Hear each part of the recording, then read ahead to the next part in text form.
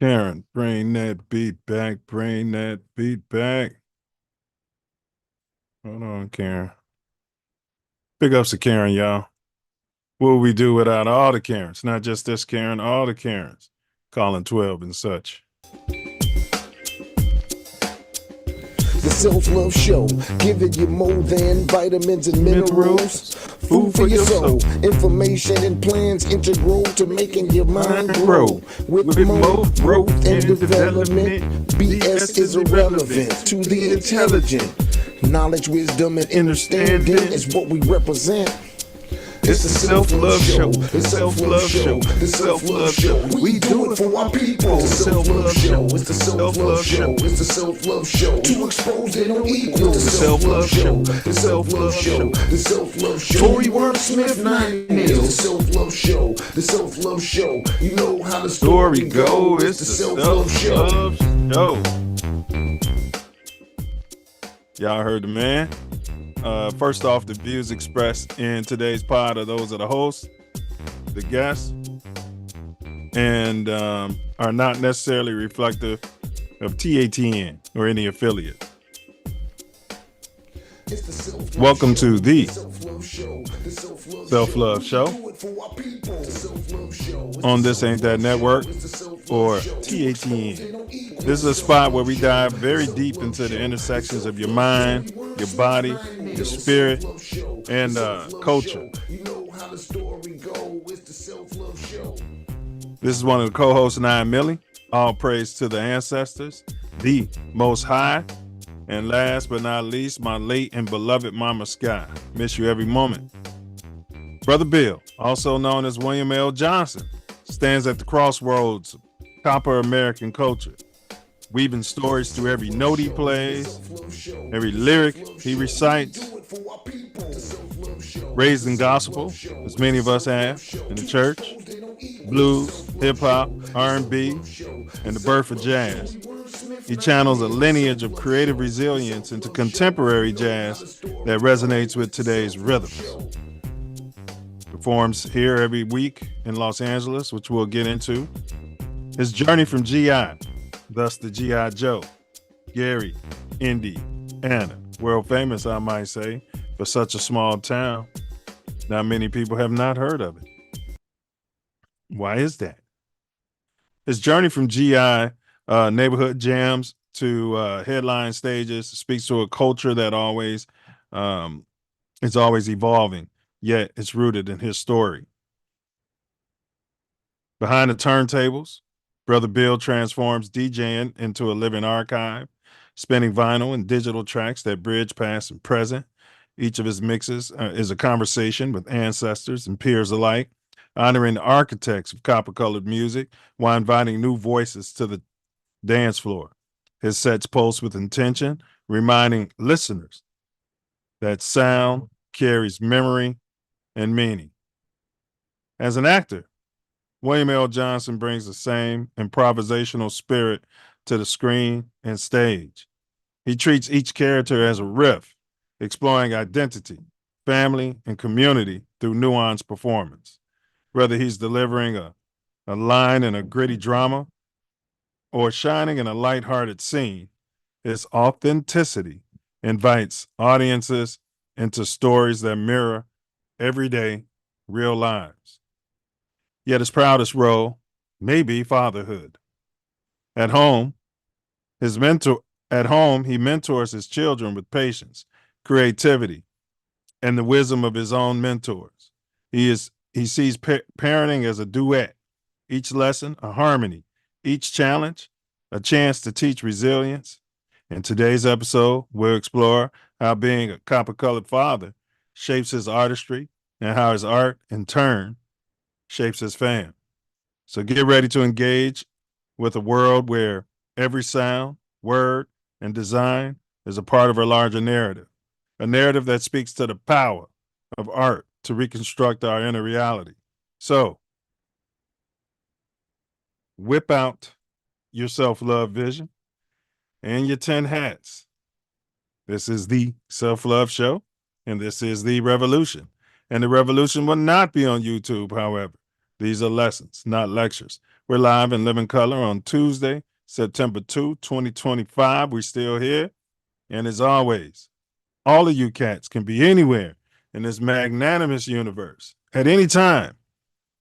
But thankfully, we all chose to be right here together. That's right. Here together. Shot town, bear down, brother Wordsmith. What you manifesting today? Love, man. You know me, I'm manifesting love. What you manifesting? Ditto, good brother. Pure, magnificent, unfiltered, unfettered. Many have said tough. Others have labeled it as harsh. But I can assure you, good brother, it's self-love just the same. No doubt, no doubt. Hey, what's been going on in your neck of America since we last popped out? Well, this weekend we had booze, barbecue, and boogaloo. Tucci's event, amazing event, went down very well. Outstanding. We also had Aber Day. It's from my homie Abraham, who died in a car accident 15 years ago. The Sunday before Labor Day, we call Wow. Aber Day, and we Nice. 14th annual this time. How do you spell Aber Day? ABE-OR. Okay, so his name was Abe. Yeah, Abraham. Yep. Abraham, huh? Yep. Rest in peace, Abraham. Yes, and yeah, happy belated heavenly birthday. Yes, how did your copper punch go over at the booze and boogaloo? I didn't make the punch. You didn't make the punch? I got there and I got up to make the punch, and it was a thing labeled Kappa Punch already put together. I was wondering because Brother Newman was extremely disappointed in the punch. We won't say much more than that. And I assured him, I said, I thought my club, Brother Wordsmith, made it. Make sure you let him know. I'll clarify that. I will clarify that. Clear that up. I mean, he went on a rant about it too. I'm like, whoa! I've been meaning to reach out to you about that. I know it was not good. I didn't taste it. Yeah. Wow. Okay. Well, that explains a lot. Did you ever talk to Brother Shavers? Yeah. Okay. Well, I talked to him the first night, and he was like, "I'm looking forward to your punch." He said, "I don't taste that stuff. I don't drink it, but I'll taste it." And yeah, I have no idea who made it. I ain't even ask. all right. But yeah, it looked like it was a great turnout though, bro. Huh? It was nice, man. It was real nice. Yeah, that's what's up, man. Good people, good food. Heard it was a lot of food. Yes. My brother was at Aber Day, so Jazz. He's still in town. He's still in town. Shout out, big up Jazz, man. He enjoying that summertime shot, huh? Oh yeah.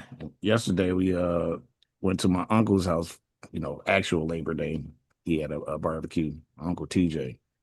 Okay. Actually, my mother's uncle. Oh, okay. Your granduncle. Mm-hmm. Damn, your mother's uncle? Mm-hmm. He's younger. Okay. Yeah. All right. Yeah. I got an uncle like that too. Big up Uncle Q. She got a uncle and an aunt that's younger than her. Yeah, I used to ride him around on my handlebars and people used to be tripping. That's your uncle? Yeah, that's my uncle. Big ups for my grandfather. All right. What to expect on the Self Love Show? We always kick it off with the quote of the day. And then we got our more growth and development video. That's more MOOR growth and development video. That's our platform that we're standing upon. Then, of course, there's tattoo tyranny. All right. We're going to unpack a couple videos. They're very short, and then we're going to react to them. Your mind is a terrible thing to waste. You know what I mean? Awful thing to waste. So we're going to give you a riddle. Brother Wordsmith has made an attempt at the riddle that has been pinned in the chat. He said shadow, and he is not correct. So if you're thinking shadow, you would not be correct as well. You have to the end of the show to resolve it. If someone in the chat clicks a correct answer in there, I'll let you know you're right. And you get all the kudos and big ups and shout outs that's deserving to you and your family and your ancestors for not letting your mind run fallow. All right. Then, of course, tonight's main topic is we've got entertainer Brotha Bill, also known as William L. Johnson, proud to have him on today. He's going to unpack a lot. This brother is like Cedric the Entertainer, I may say. I mean, many talents, master of all. And yeah, we had a great conversation at wife's birthday, kind of talking about fatherhood and stuff like that. So this should be really, really great. I'm looking forward to this. And y'all, if you could please smash that like button, okay? Doesn't cost you nothing. Share this link, repost it, send it out to any like minds or unlike minds. These are lessons, not lectures. And then we wrap the show up with my personal favorite part of the whole shebang, and that's Wordsmith's final words. And that's where this brother is going to summarize everything in a bit of prose right there on the southeast side of Chicago, 15, 20 minutes away from GI, I might add. Right there, and he's going to summarize it and whittle out some poetry straight from the ether through his spirit right to you. It's always genius. Stick around for that. Any announcements there, fella? Like, share, subscribe, share it far and wide. Let's get this information to the people who need it. Stop the violence. Donald Trump is bringing in the National Guard out there to help you guys stop the violence. You know what I mean? I don't think that's a good idea. And all right. And then we got so stop the violence, please. Get your checkups, y'all. None of us are getting any younger. If you got any young ones, get them to get the checkups. Protect your teethus. All right. Your teethus are part of your skeletal system. All right. And you get 2 sets. But once you lost your baby teethus, I don't think you're gonna get any more than that, right, Brother Wordsmith, if my math is right? More than likely. You can buy some teeth. I don't know if it's gonna be the same. I'm pretty certain it's not, but They sure look good though. Pearly white, you know what I mean? Perfect, you know what I mean? They sure look good. All right. Once again, like, share, subscribe. Any actors, anybody into jazz, we're gonna put a poll into the chat as well. Y'all please vote on that. Any musicians, any artists, which I'm sure is many of us in here. This is an interactive chat. We love to hear from you. If you got any questions for this guest or anyone else, pop them in there. Don't be bashful out there. We're from Chi-Town, but come on. You know what I mean? I don't think many people are shy there. All right. Any actors, any writers, producers, pop out. We want to hear from you. Enough of my yapping out. Yeah. yes, y'all. It don't stop. Self Love Show rocks on. As always, we have a very important video for you to check out. The more growth and development platform which we're building a self-love nation off of. And before that, we have the Self Love Show quote of the day. Every father should remember one day his son will follow his example, not his advice. Every father should remember one day his son will follow his example, not his advice. Charles Kettering. Shoot. Wait. Yeah. All right. We got another one too, but hold it before you run it. The best way of training the young is to train yourself at the same time, not to admonish them, but to be seen never doing that of which you would admonish them. This is from Plato. Once again, the best way of training the young is to train yourself at the same time, not to admonish them, but to be seen never doing that of which you would admonish them. Plato probably stole it from Comet. He stole everything he got. Or he was swarthy. I mean, that too, but he still stole it. All right. Big ups to Karen.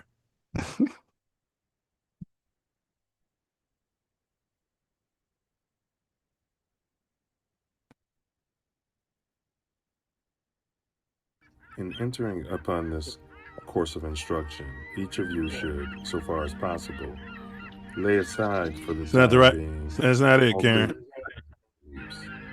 by We need the more growth and development platform video. Yeah. Silverback More Growth and Development Platform.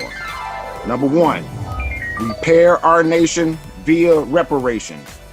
We demand our silver back. Number 2, to connect our breadwinners with our activists. And 3, show an accurate depiction of African American Chi-Town. 4, to shine a light on positive influences. 5, heal our community one person at a time. 6, to provide an unfiltered platform for our influencers. 7, recycle the black dollar. 8, to provide mentors for the mentorless. 9, to close the gap between us and our pink kinsmen.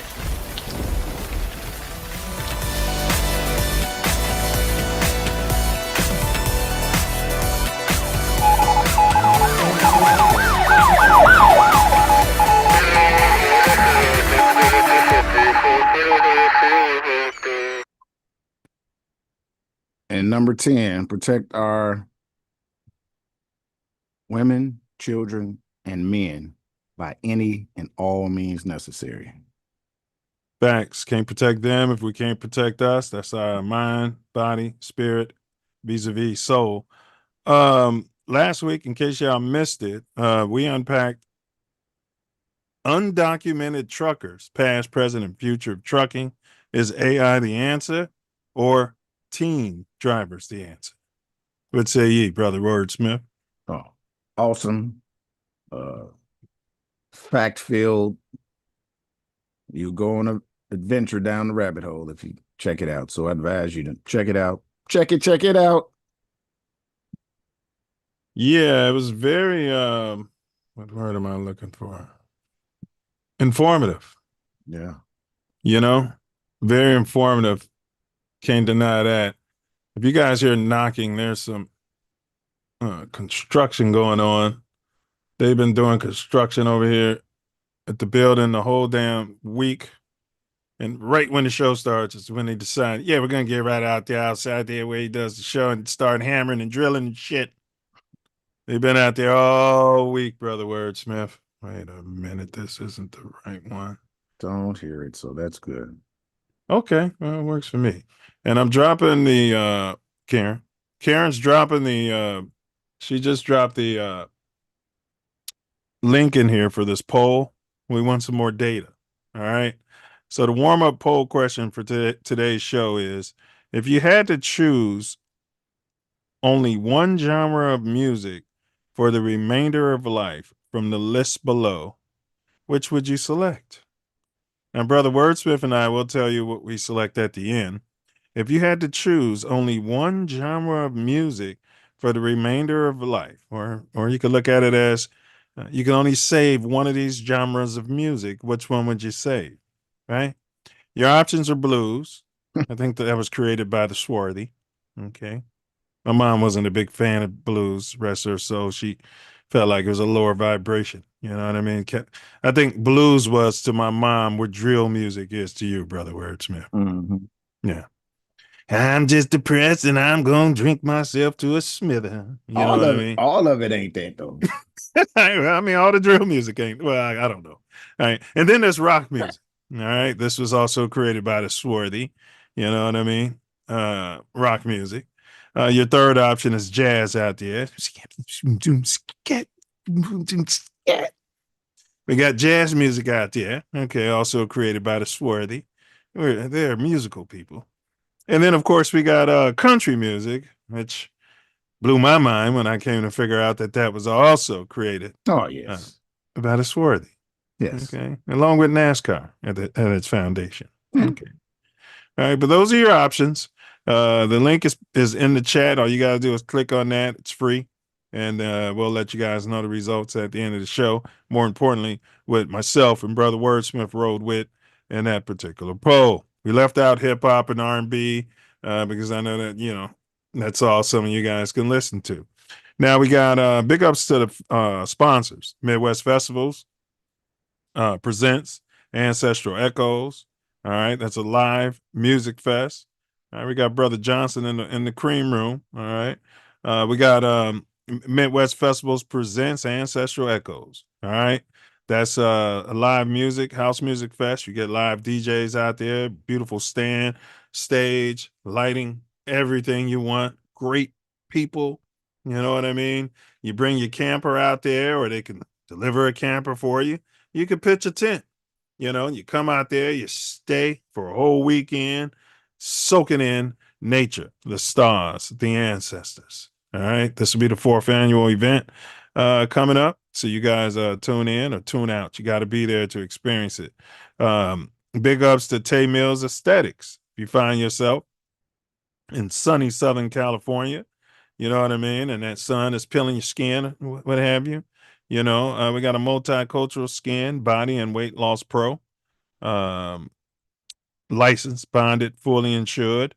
Tay Mills Aesthetics. And then we have Bella B Designs. Also copper colored. All these businesses are copper owned and operated. Bella B Designs. If you need to get something put on a shirt, maybe your anniversary is coming up and you want something cute, you know what I mean? Link up with Bella B Designs at designs365@gmail. We're pinning this information into the chat. And then last but not least, gym recovery. All right. Old man winter's coming. All right. You might have been texting and driving out there and you spent out into a snowdrift and now you're stuck. Can't get yourself out. The guys are going to be out rummaging through your car if you don't call Gym Recovery. Gym Recovery will pull up. Rain, sleet, snow, okay? Brush fire. Gym Recovery will pull up in the top of the line, brand new tow truck, put it up on the flatbed so they're not scraping your car on the bottom of the ground over those potholes as you cruise by the National Guard, the Pookies, the Ray Rays, the folks, the GDs, to your destination. Gym Recovery can drop your whip off over there at the mechanic. You can call an Uber from there, or Gym Recovery can drop you and your whip off at your house, and you can do whatever you want. Gym Recovery out there, copper color, owned and operated. But today, entertainer, Brother Bill, also known as William L. Johnson, on Jazz Today, DJing, acting, culture, and fatherhood. We're going to get him in the building in about 2 minutes. Texting him real quick.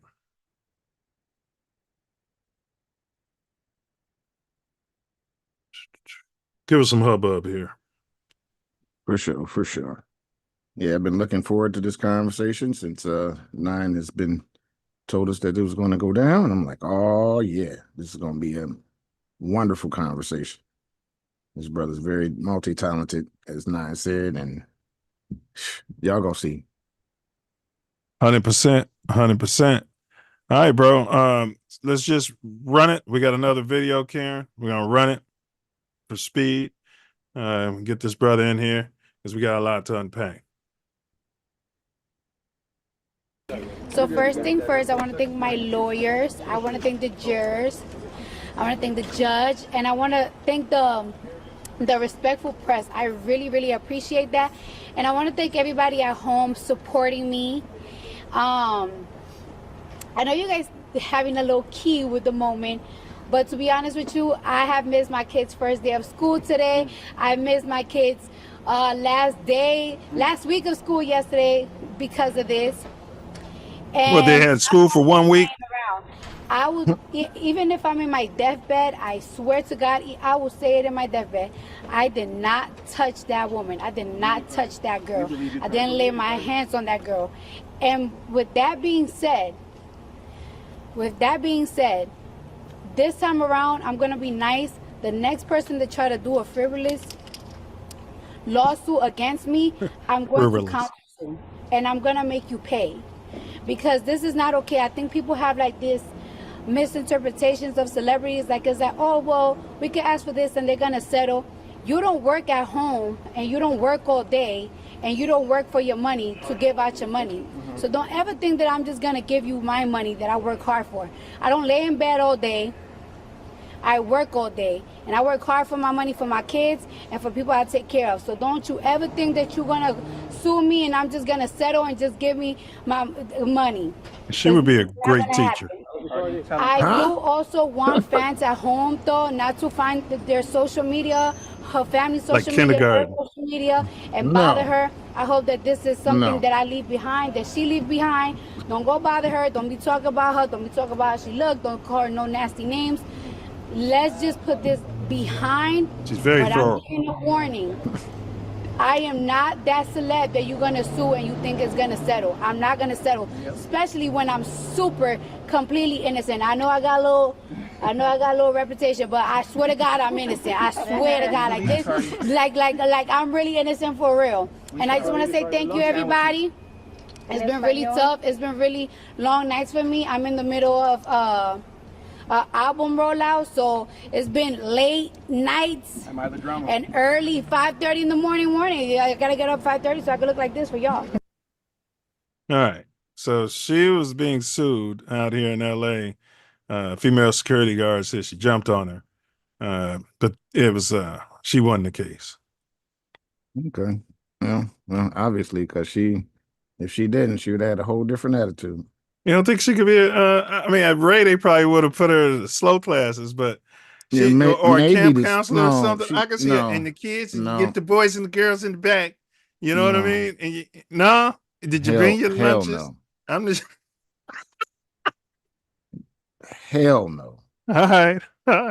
She said she missed their first day of school, and then said she missed their last day of Last school. day of school last week. Last week, bro. Yeah, that threw me for a loop too. All right, we got one more. Let's run it.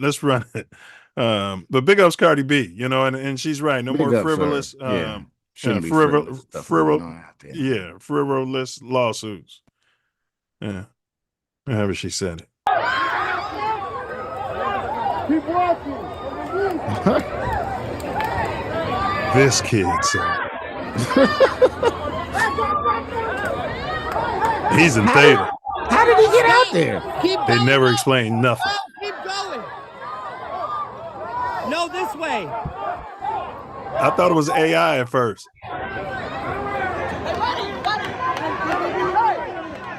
Look at everybody screaming at him. You're gonna make him jump. Yeah. Yes. They're gonna make him afraid. Yes. There you go. Oh my God. Somebody had a pair.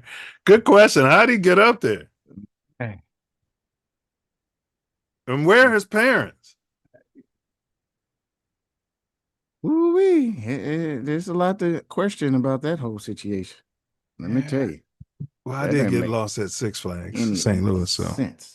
That doesn't make any sense at all. How's he on the monorail? I mean, how did he get up there? I mean, yeah, they need to fix did that he because walk from the platform down where they get on, or if he can get up there, any kid can get on there.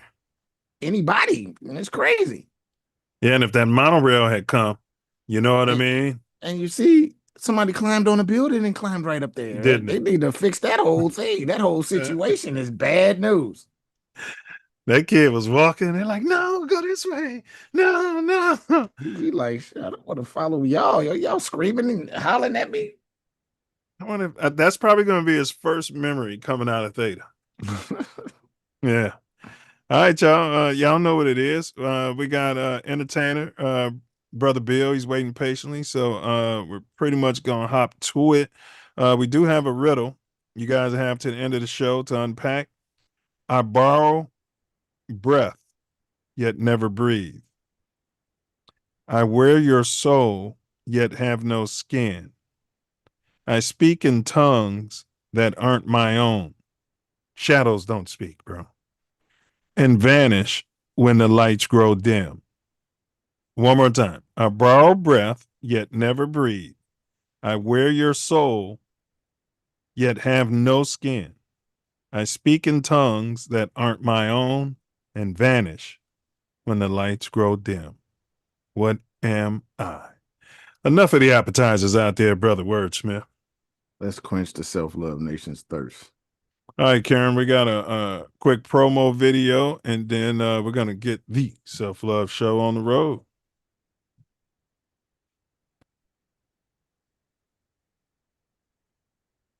Where my shit, nigga? Look, man, it's on its way to you, man. I didn't want to disturb you so late last night. I'm disturbed enough to bust a cap in your ass. Look, man, I said it's on its way to you, man. What's the problem? You tell me, Superman. Old player hating ass nigga. Where she at? You mean Jazzy? I took her home, man. Next week, bro, I got to reach out, man. We do have a guest.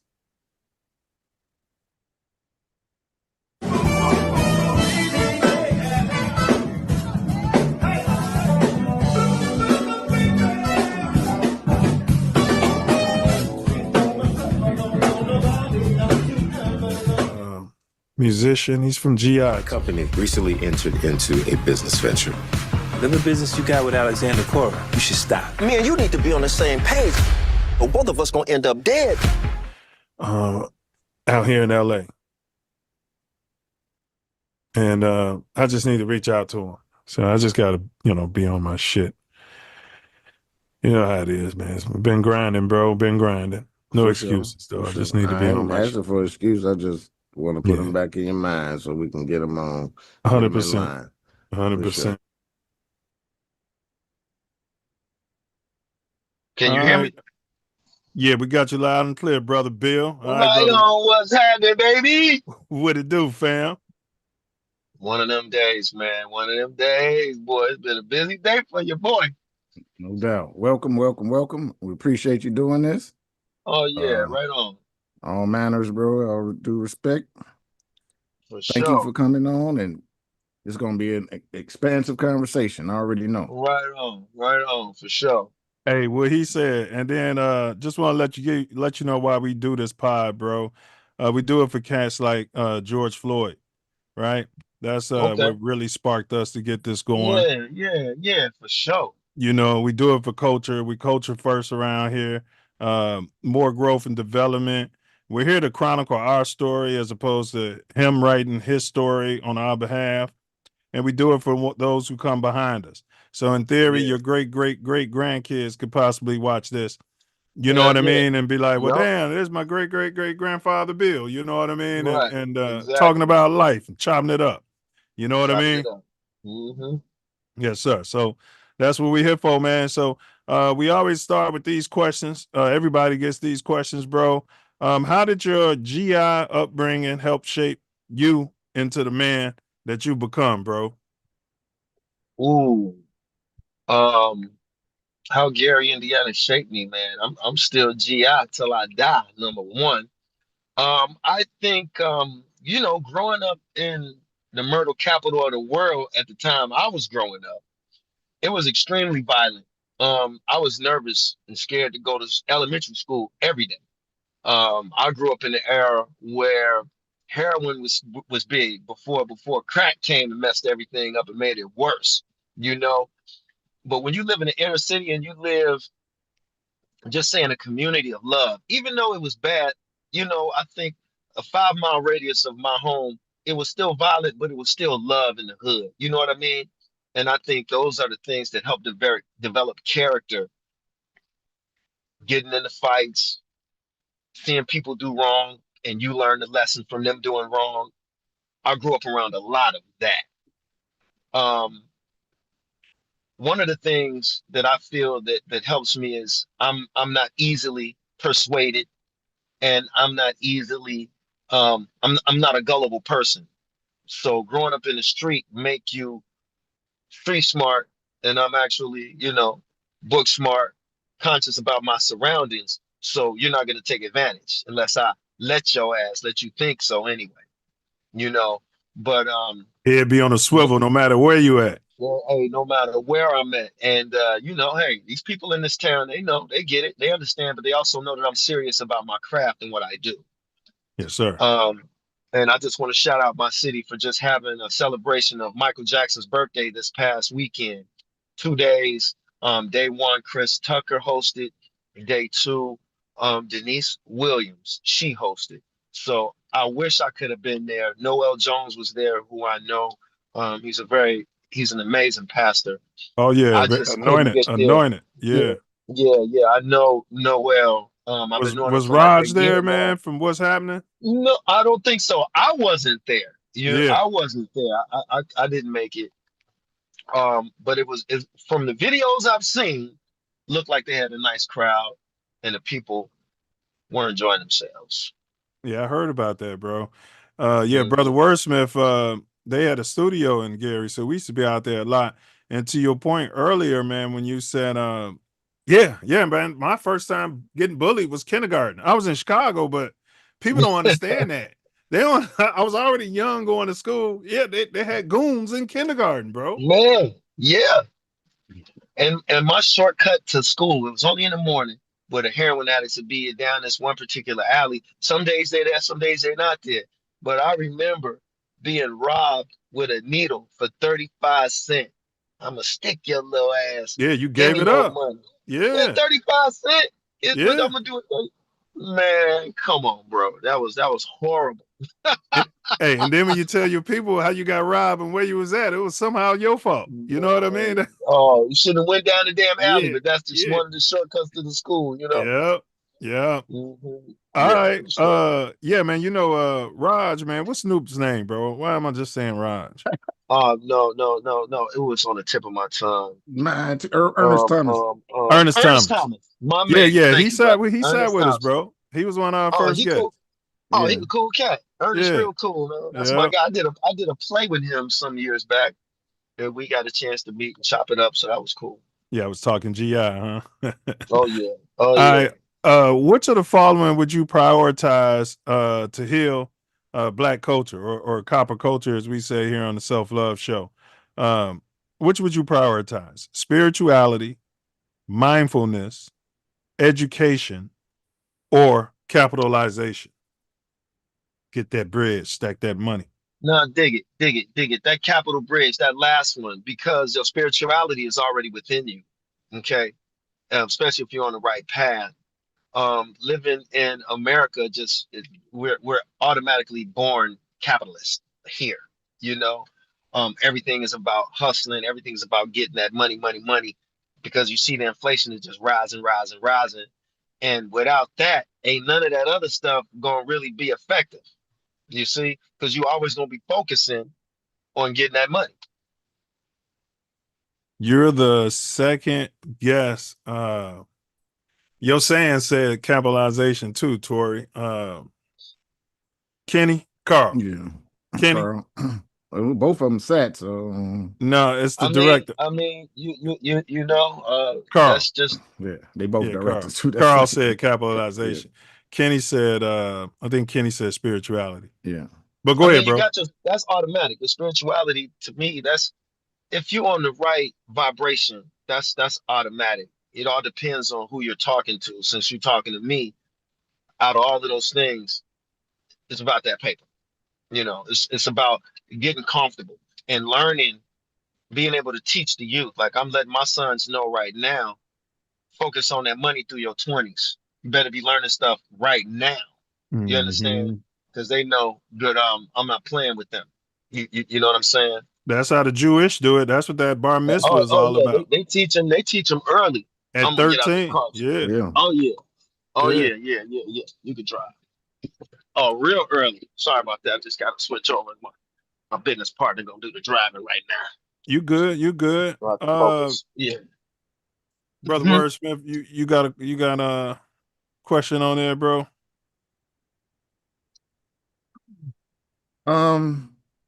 Unpack reparations and what's that look like to you in your mind? And That's a Brother tricky Bill, one, man. we don't debate here, just so you know. This your Right. show. Okay. Right. Yeah. Yeah, yeah, yeah. As far as reparations go, it's like this. Because I don't think you can just give certain people money and they never had money. You know what I mean? I think we need to have certain places that can help funnel. What you see, bro? To help funnel that money somewhere. You know what I mean? Because we need it. If it was up to me, I think they need to come up off of half the states in this country. At least give us a place where we can have a port where we can get our own shipments from other countries in here. Um, give us that land. And because they can print up and do anything with money. If they wanted to, they would have done it. So we know that they're not going to. You see what I'm saying? My faith in this country giving us anything is pretty much zero. So, you know, I explain to my kids all the time, ever since she's been born, has America ever gotten better? No. Ever since all of us was born, anyway, I don't know. I don't know if a PPP loan was good for you or not, but I mean that wasn't shit. You know what I'm saying? $40,000 ain't nothing. You know what I'm saying? People learn real fast. A couple of pennies wasn't nothing. If we could get it, um, you see what's going on right now, man. You know what I'm saying? I mean, they kicking out these Latinos and they let them come over here for all these years to work for little or nothing. Now they want to get rid of them. For what? So they can just control the population.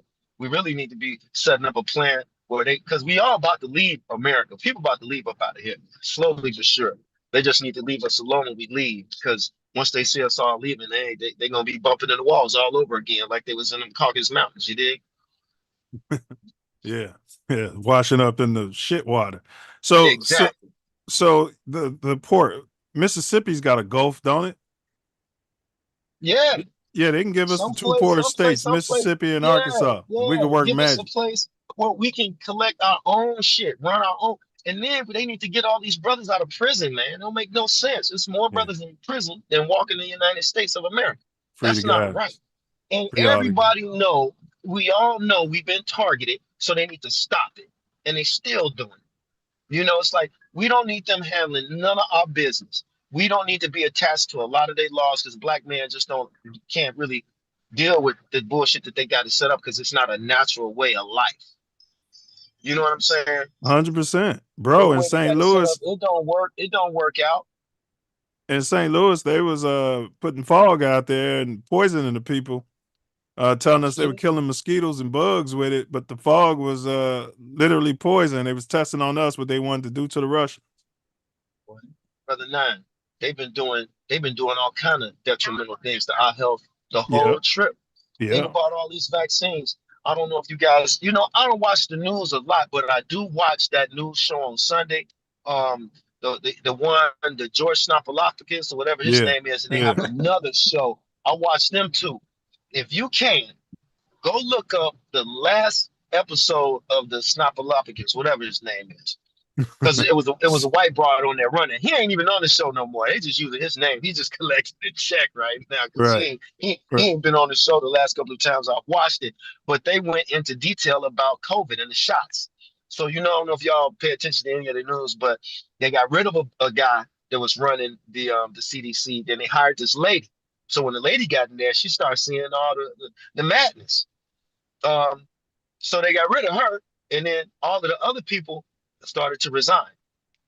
And one of the doctors said that they're not hiring people that know what they're doing when it comes to what are these new vaccines they want to give us, what they're going to do. So he ended up saying that the CDC, these vaccines that they get ready to come out with, are and will harm people's health. Okay. And we already see what happened with COVID. A lot of people dropped dead, and whatever they did something. Okay. Now you got all these people quitting. And then they had a segment on there with Kennedy, because he run that CDC situation, right? Yeah. And he came out of his mouth that the vaccines. Wait, say that again. Say that again. That the vaccines were vaccines. Kennedy, whatever the Kennedy do, sound like he just smoked a gang of crack. He barely Robert F. Kennedy Jr. Whatever his ass, I can't trust nobody even talk like that. I'm sorry. I'm just like, man, what's but what wrong? did he say, man? They blanked you out when you said vaccines.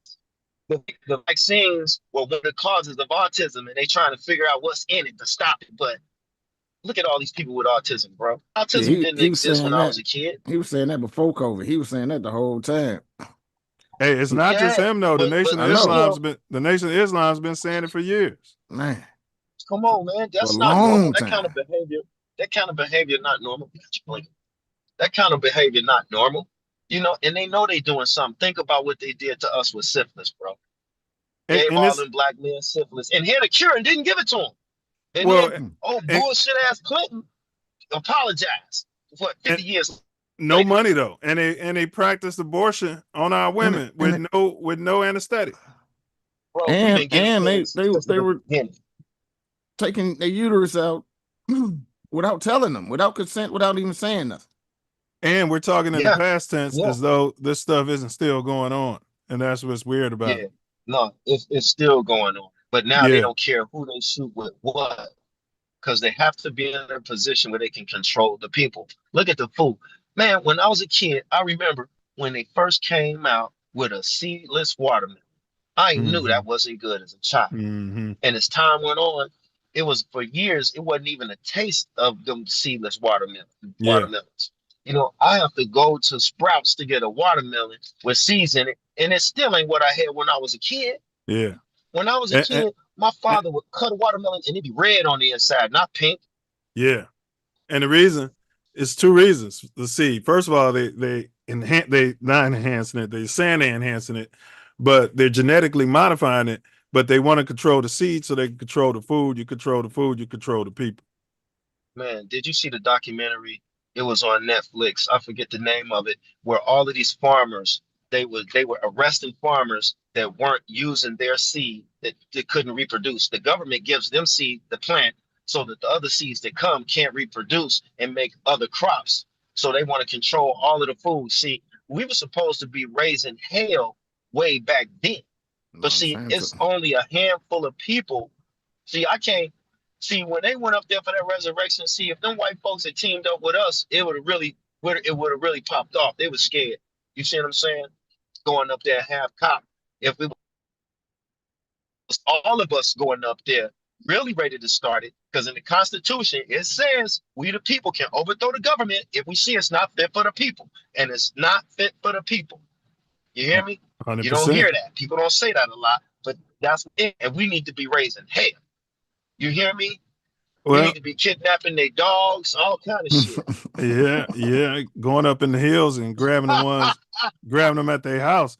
Now, hey, there's a question in Man, the you gotta chat. get their dogs. They don't care about their kids. Oh, okay.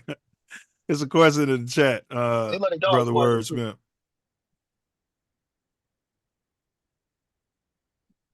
What movie role was his favorite?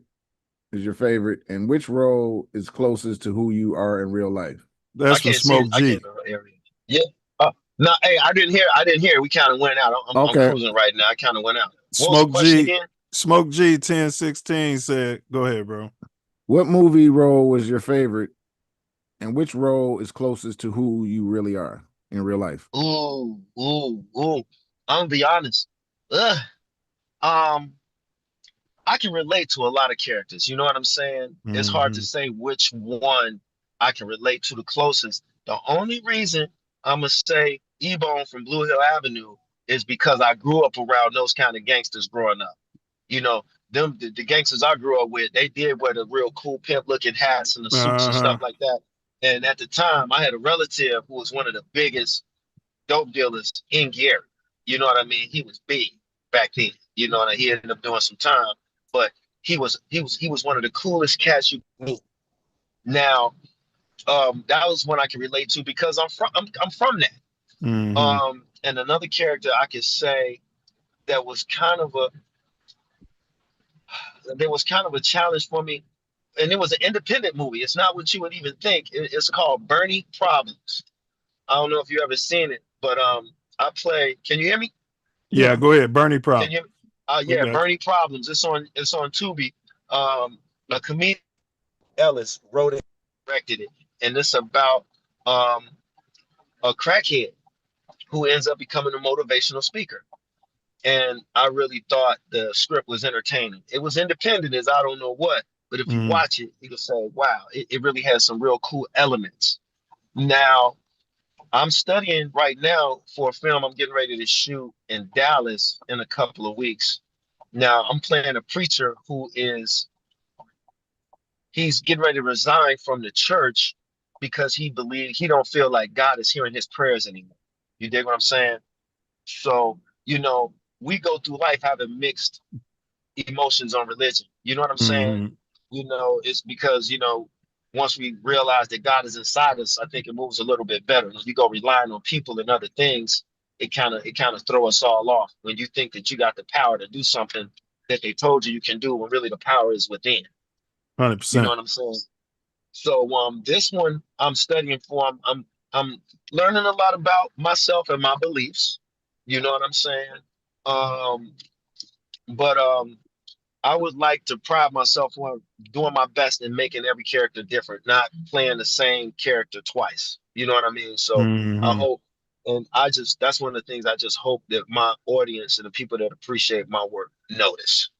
Mm-hmm. Mhm. Yeah, it makes sense. Yeah, Aaron Spears was in Blue Hill too, right? Oh, that's my dog right there. Yeah, me and Yeah. Aaron, we've been tight ever since then, man. Yeah, Man, I just went to his daughter's 18th birthday. hmm Okay, he's I just he's went to his. hmm his daughter 18th birthday. Yeah, he's a Noop. He was in a play me and Tasia had put on. We pretty much first came to LA before he started, booking everything. So Oh, big cool, ups. cool, cool. Yeah, yeah, big ups to him. Right But you on. mentioned Blue Hill Avenue. hmm Your character wrestles with the allure of that street power that you were talking about your uncle had, and I'm sure we all had family members that was members, versus the weight of community loyalty. How did you tap into the collective consciousness of the 90s um, to ground his moral conflicts and authentic Black experience? So your character wrestles with the allure of street power versus the weight of community loyalty. How did you tap into the collective consciousness of the 90s to ground his moral conflicts and authentic Black experience? So let me tell you a brief story, and this the answer will be mixed.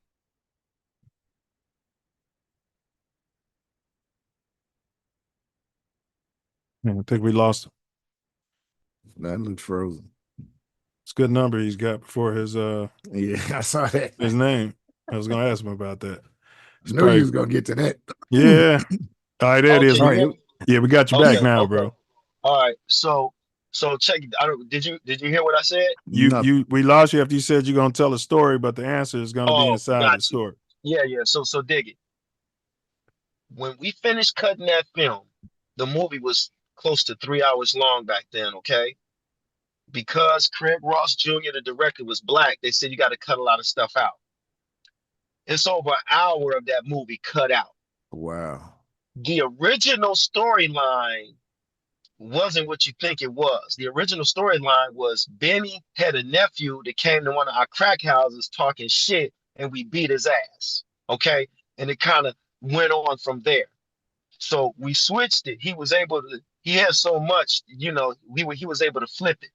Right. So it ended up being something with, I haven't seen that movie in so long. I think it's something with Aaron, when somebody came over there with Aaron, right when Aaron was probably getting a blowjob. It was something like that. But Uh-huh. in the film, bro, in the movie, when Ebone had that conversation when he was like, fuck y'all, when he was about to pull his gun on Tristan, right? Mm-hmm. When he left there, that next day he went to his grandmother's house. The scene that I'm in that would completely change the film. And you can find this scene on YouTube. It's called Deleted Scenes from Blue Hill Avenue. You may see an older woman, but it's me and her. Somebody got that scene. And then that's one of the biggest bootleg movies of all time, man, if you really want to know, man. So that movie was bootleg so much it's crazy. But Mm-hmm. anyway, it's a scene in the film where I go to my grandmother who raised me. And in our dialogue, she she doesn't respect me because of what I do. But I'm letting her know everybody in this city respect me, and I understand that it was hard for a woman to raise a man. And she pretty much just gives up on me. And this is a part in the film where all I wanted to hear her say was she loved me. Mm. And she doesn't say it. And that's when he's triggered. That's when the betrayal comes to his friend. They cut Mm. that scene completely out. Now, if you get a chance, watch that scene because it's Why? emotional. I'm No, damn they near crying, always that cutting the kind of best stuff. stuff out of these movies, man. The stuff that we need to hear as a people. Hold on, here we go right Yeah, here. I think that's what I figured. yeah, Yeah. yeah. She ain't throwing it out the door, is she? She probably gave it to the church. But that back no, but that backstory is he been giving her money the whole time, bro. Oh But Right. then wow. you know what I'm saying? She know, but she taking it. But if you remember the story, he was started selling drugs at the house with her in there. You know what I'm Mm, saying? So she know what it is. You know what I'm saying? yeah. But you know, them church grandmas, they don't accept that, and it's understandable. But you know, when you only young black men who grew up in that era, in that element, get it. You know what I'm saying?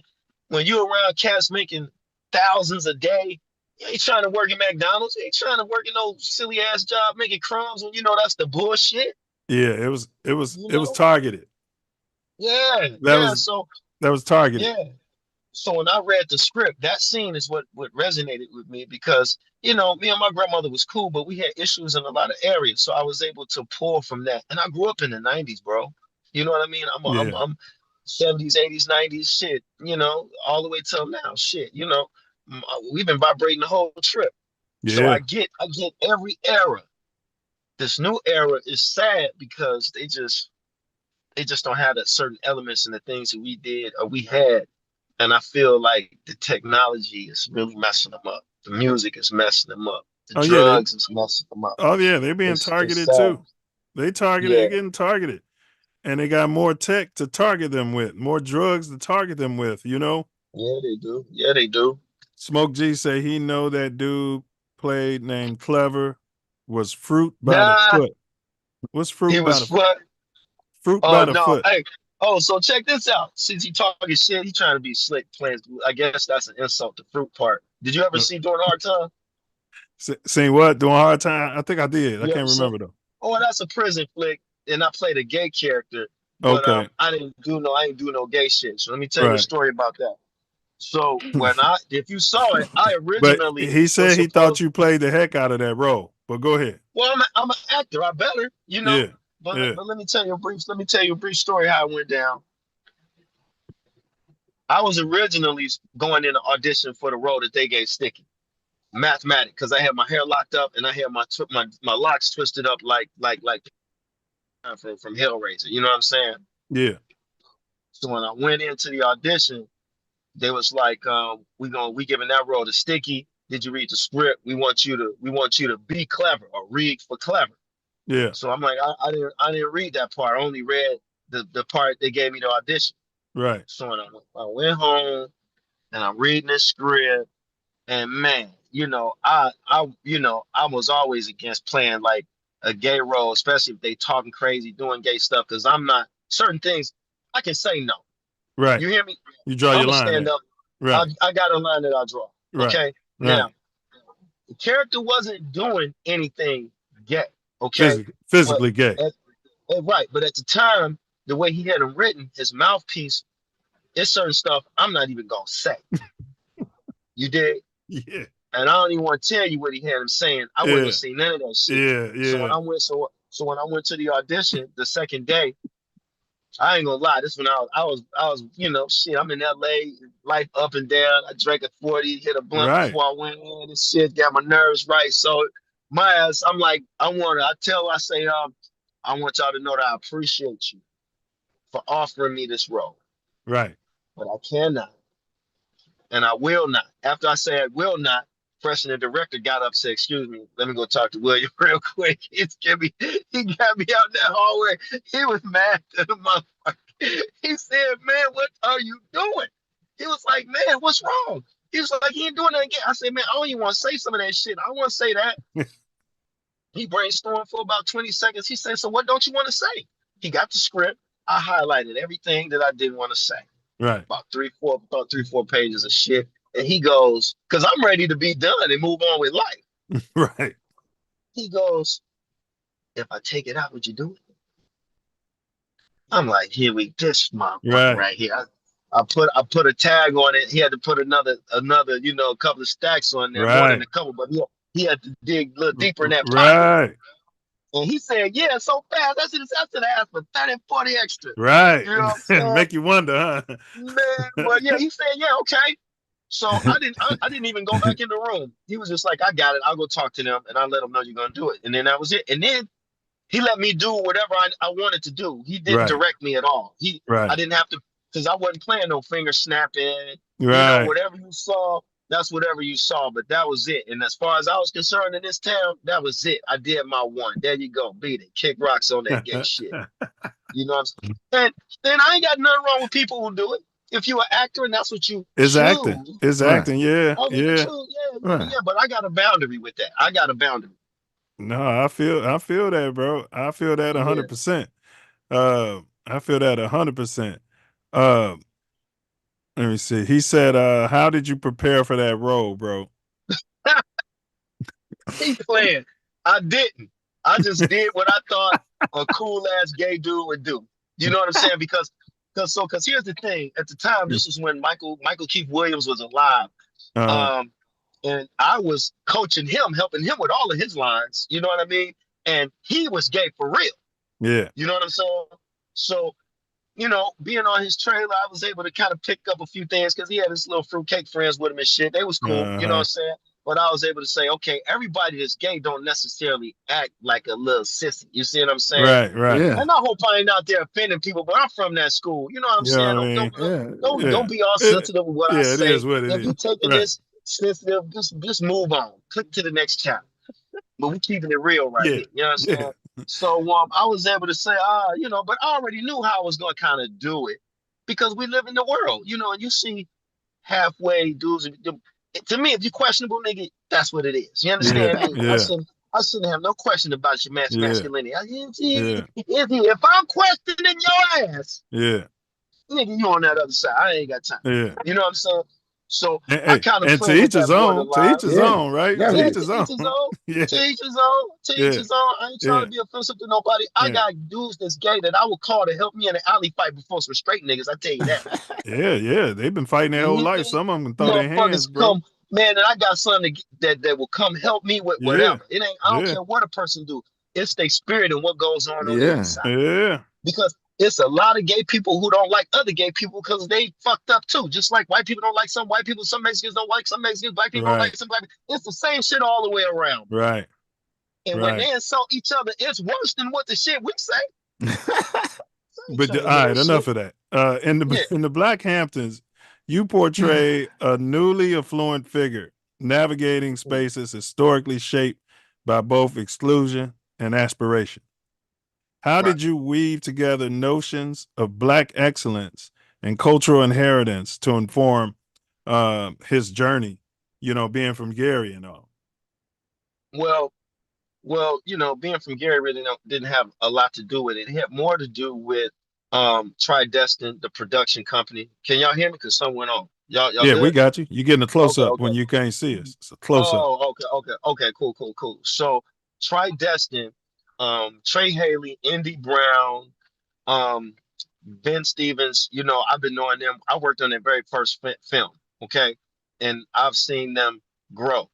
And they did a lot of projects before I did the Black Hamptons. I was able to watch them grow. And we've always been friends. And they've always prided themselves on doing quality production. Okay. So when they stepped to me about it and I read the script and the synopsis of what it was about affluent Black people who lived in the Hamptons who had that money. Okay. And the lead character was an inventor who owned all of his patents. See, that's Chinese to some people. You know what I'm saying? But when you know that's where the money is. When you own your own patents. And this dude 100%. had cell phones, he had computers, he was making computer chips, all living in this community and going through it and going through some madness on the other side with people who were still in not the drug game, but in the game of hustling the technology, of hustling money, keeping land. Um, and living in America, we know what it's like for them to gentrify stuff. You see? And that was one of the situations that went on in the last season. And one of the things I pride myself on, or everybody who's in it, is that at least you saw people of color with some money. And it was a positive show. We wasn't shitting on nobody. It wasn't no drug slanging, it wasn't none of that. You see? But that's a show they don't pick up again, but they pick up all the madness. Oh, they Look pick at up all the BET. shows when we shitting Look on at each other. BET. Man, Yeah. it's hard to even watch BET. I'm so disappointed in them. Yeah. They don't even have a news program to give us our information. Yeah. They just keep spewing propaganda I shows that's can't not remember the gonna keep last us time I entertained. watched BET, brother. It's been some decades, be honest. Man, Decades, bro. bro.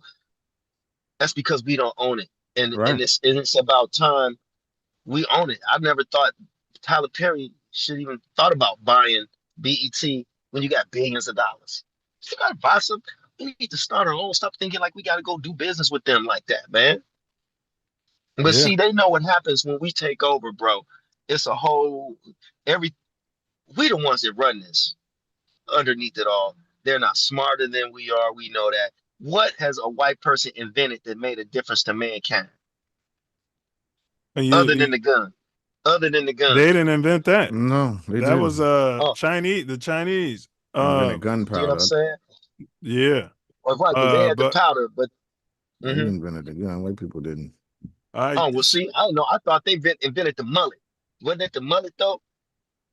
No. It Well, wasn't anyway, their well, invention, but yeah. they ain't yeah, the creating nothing gunpowder but was no invented by difference the Chinese, so I by gotta the imagine. Chinese, and that been around thousands of years Yeah. before they got their little slimy hands on it. You know what I mean? So look at don't get me started on the list of things that we've created and the things that we've done. And anytime they put us in a position of being an athlete, we overperform. As a politician, we overperform.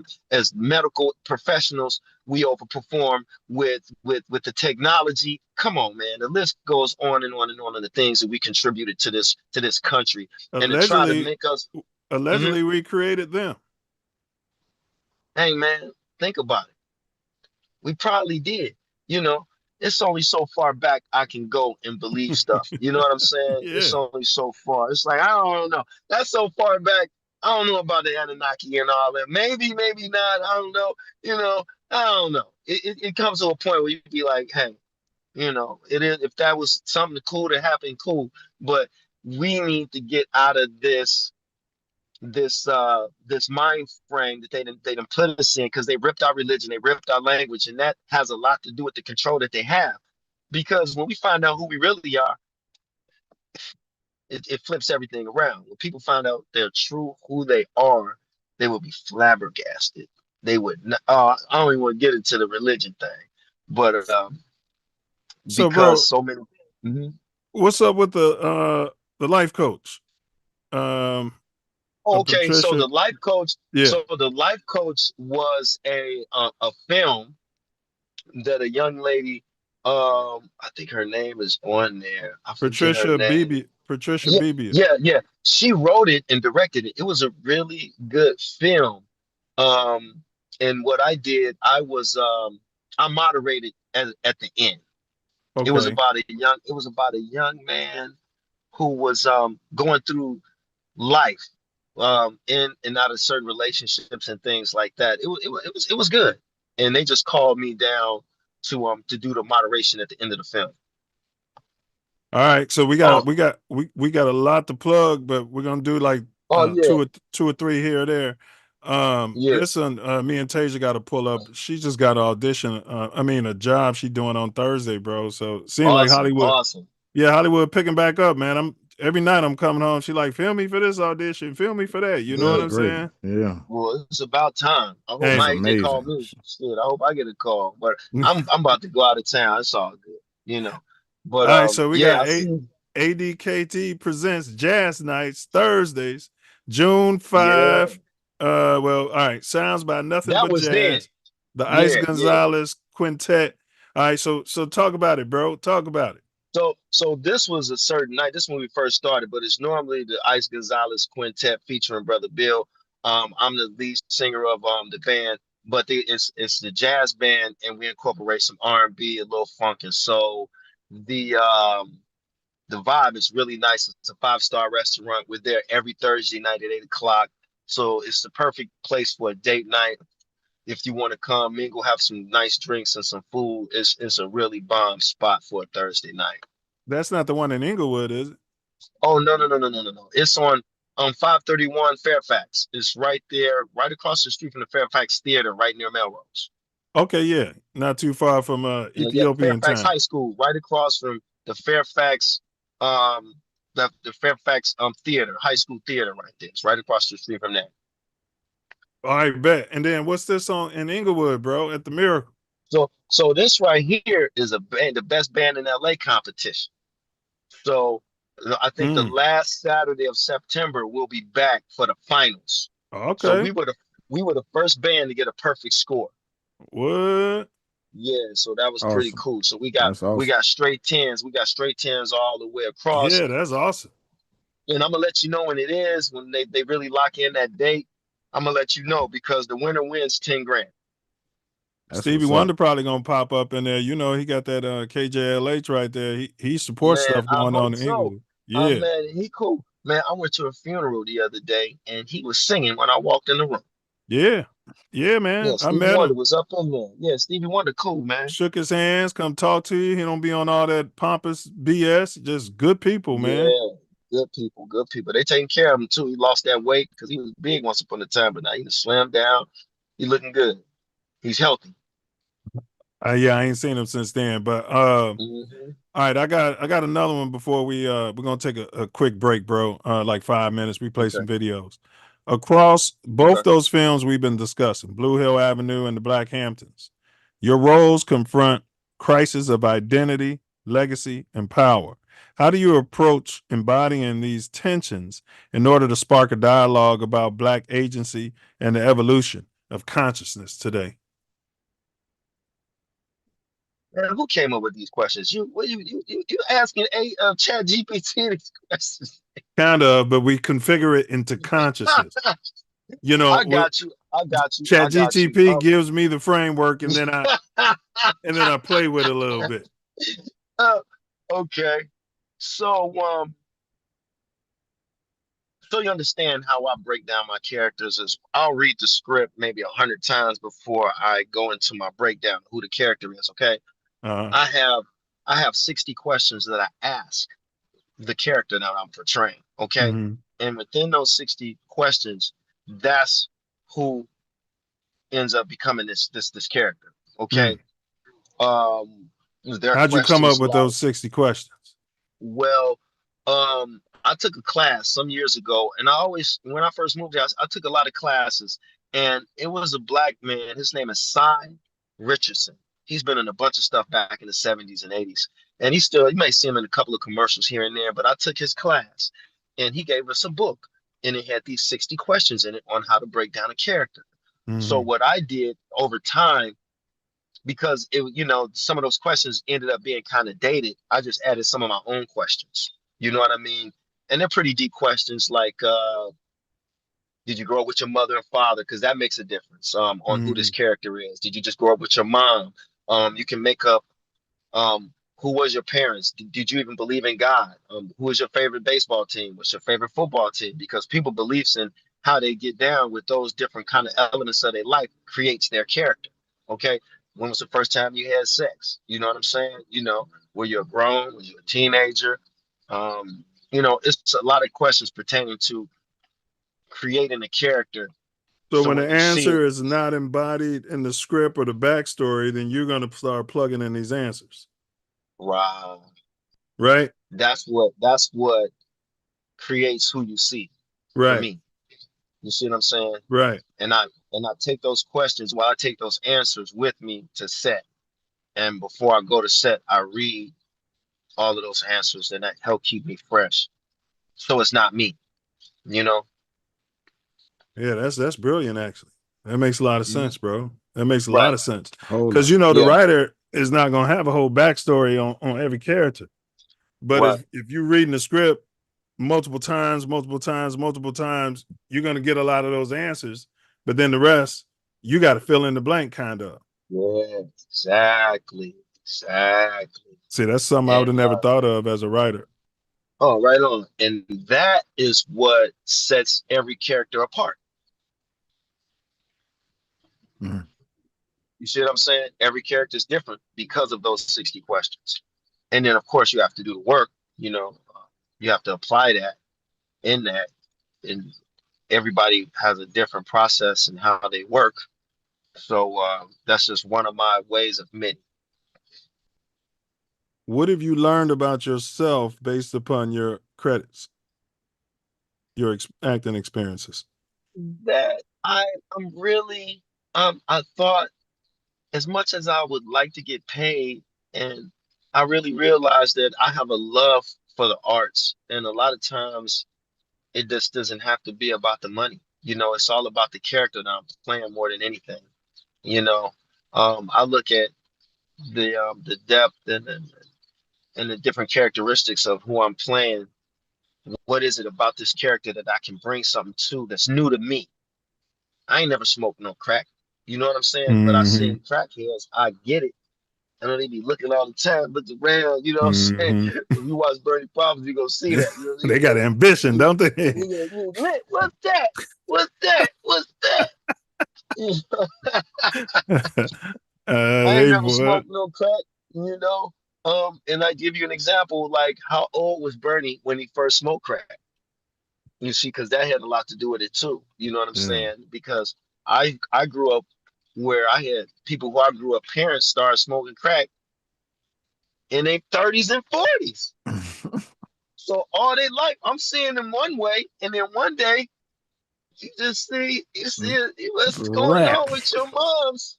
What's going on? Teeth Yeah. missing, house looking dirty, daddy ain't home no more. Yeah. You I you know you, people you like you see that what I'm too. saying? You got I all mean, this information. And what makes you start at 30 or 40 is amazing, ain't it? bruh, but you got to think about the 80s, man.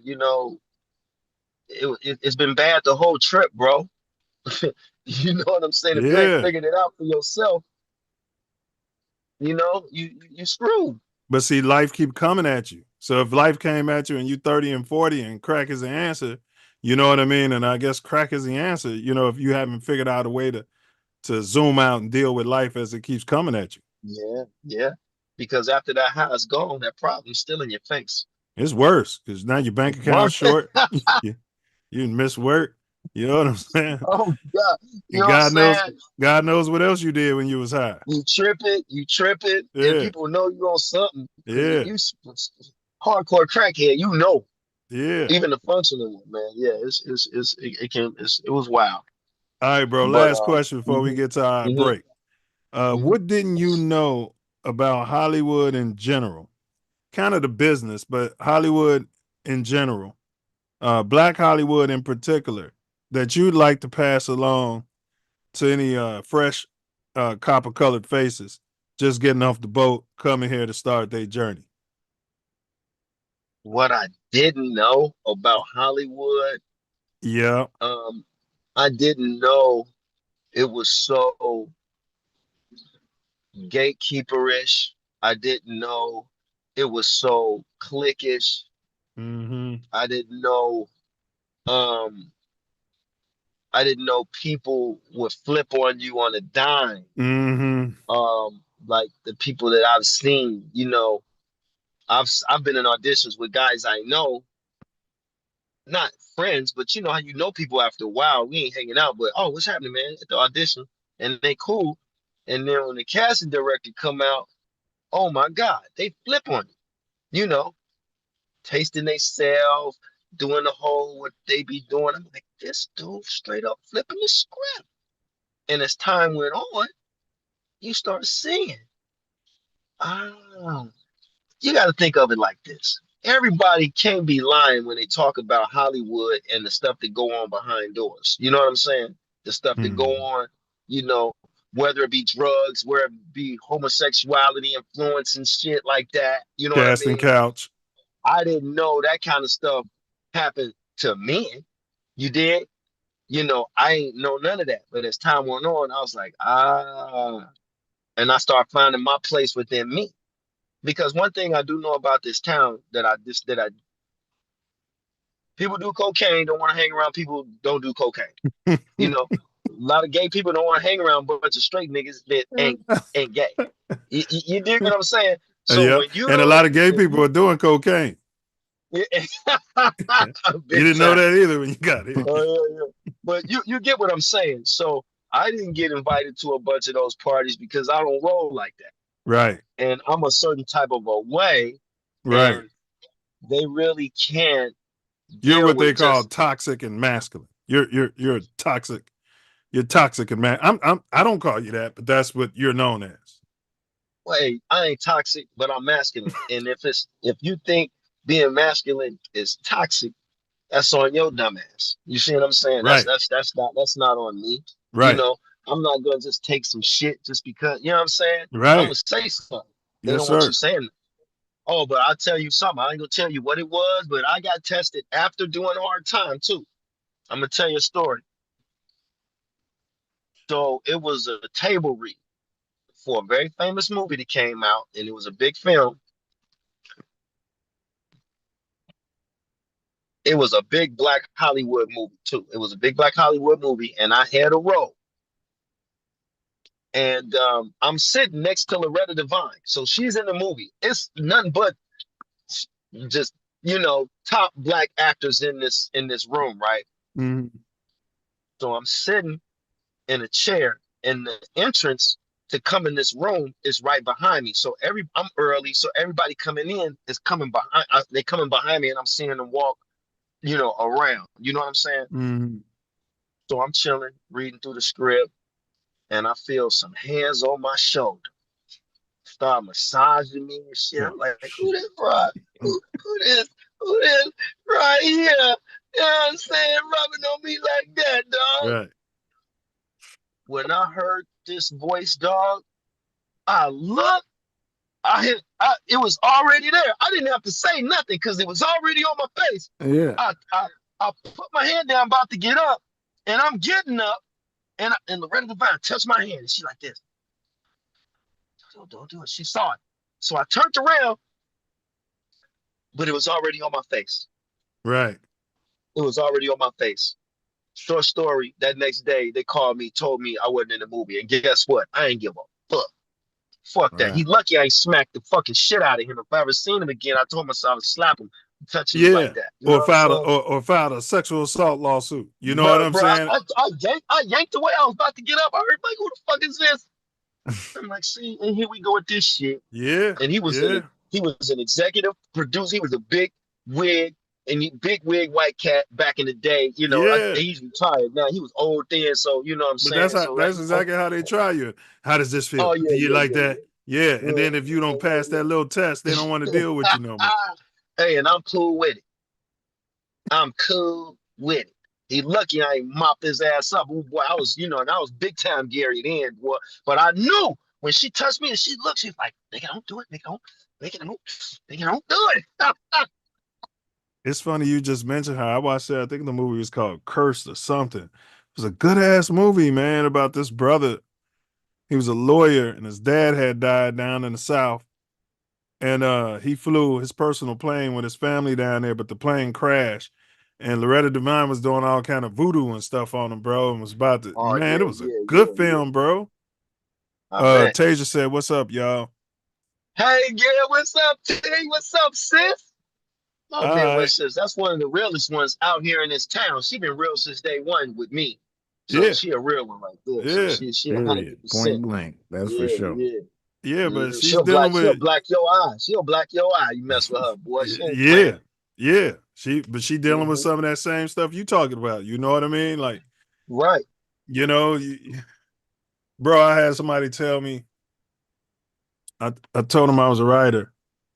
And his next question was, "Are you gay?" Like, no, I'm not. He was gay as fuck. He was like, "But I don't understand," because he was gay. He was like, "But I don't understand because it'd be so easy and people are gay and you can make it if you're gay and you can." I'm like, Oh yeah, "Are you serious?" You know what I'm saying? man. I guess so. I'm cool with how my career going. I hustle in all aspects. I'm at a restaurant. I'm partnering at a restaurant right now, man. Me and Right. my business partner just purchased this restaurant, bro, and it's What kicking kind of my food? ass. I'm gonna Where it's tell you. at? What kind of food, Oh, bro? it's called The Sisters on Nordhoff near Mason. I Okay, want in to the say valley. this is like, yeah, it's in the valley. Yeah, so Northridge, probably. yeah. Northridge, that Northridge Mall is right up the block. Yeah. But yeah, it's some hard work, bro. and when we purchased the restaurant, they already had, you know, undocumented people working here, Yeah. and we had told, the previous owner that, they got to get rid of some of those people because we kind of didn't want to do it. But today, when we had to let one of the guys go, and then he called everybody else that work here, and they all left. So I'm in here washing dishes all day today, dog. Dang. I've been All washing right. dishes all So day. if there's So any I'm taking this documented my break. brothers and sisters out there looking for work, y'all reach out to this brother. You know what I'm saying? We need a sous chef. We need two sous chefs. And we need two dishwashers. You know what I'm You saying? got And, you got a and it's stage. You gonna gonna pay. do some live jazz in that joint? No, it's not really set up for that like that Yeah, right now. yeah. When we're looking at another location, where we're gonna put that up. We're gonna do that at another location over here, over at Woodland Hills. Okay. We got Okay. a location that we're looking at. But shit, I wasn't afraid to roll my sleeves up. You know what I'm saying? Yes, I sir. wasn't afraid at all. But yeah, my son's gonna be coming in here on the weekend and tell you that. Yeah, hey, that's what we're gonna come back and get Ooh, into, man. Some questions yeah. about fatherhood, and then we got some esoteric questions, bro. They not chat GTP, they fun. You can't get out the door without answering these questions. We ask everybody Oh, these okay. questions, bro. So we're gonna take Okay. a quick, like, 5-minute break. We're gonna run some videos, and then we'll see you back in 5 minutes, famo. Okay. Cool. I'm gonna step inside just for a minute and watch and see, make sure they cool. Yeah, handle your business, bro. All right, for sure. But I'm here. All right. Uh-huh. Yes, y'all. It's going down in the town. Going up. Moses fleeing the people from Pharaoh. Right, let my people go. 40 years in Does a that desert. mean who's doing that? Let's talk That's about me. what manna truly is. Oh, okay. Aganoski's in the Middle East right now saying manna is Peter. Can we put some sensibility to that? Being in the desert, and our Father, the Creator, loves us beyond. He's gonna rain down bread in a desert. Moses summoned the strongest men for them to dig, and that's where the whole term of so it is above, so it is what?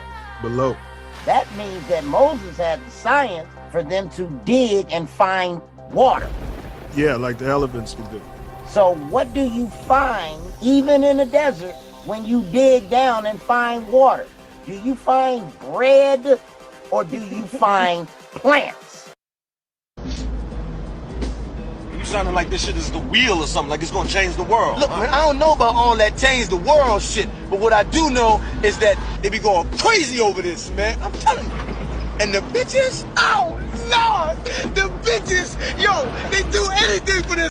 Let me say this real quickly about my brother Kenny Young, because he's always been the ultimate optimist. Always. If we were the Avengers, he was always Captain America. He would find the positive out of anything. Man. Even when he ain't feeling positive, which that's what makes it so much dope. Yes. Because, and I didn't know that. I just assumed he was always positive. Like, oh no, he deals with his own shit. He's sapping up and say, you know what? You need this positivity. I'm gonna deal with my shit too. In that level of optimism, man, he taught me how to be optimistic and how to dream and how to elevate the dream. You know what I'm saying? Because once again, being from Chicago, being a realist, I'm always looking at things like, man, this ain't gonna happen. This ain't gonna. I don't know about this. I don't know about all that. And it's 40 below zero, 2 months out of the year. I need a roof over my head. I need a job. Man, they're killing people out. I need some gas in my car. You know what I'm saying? Man. He was very instrumental in me learning how to dream in a healthy manner, in a healthy, productive manner.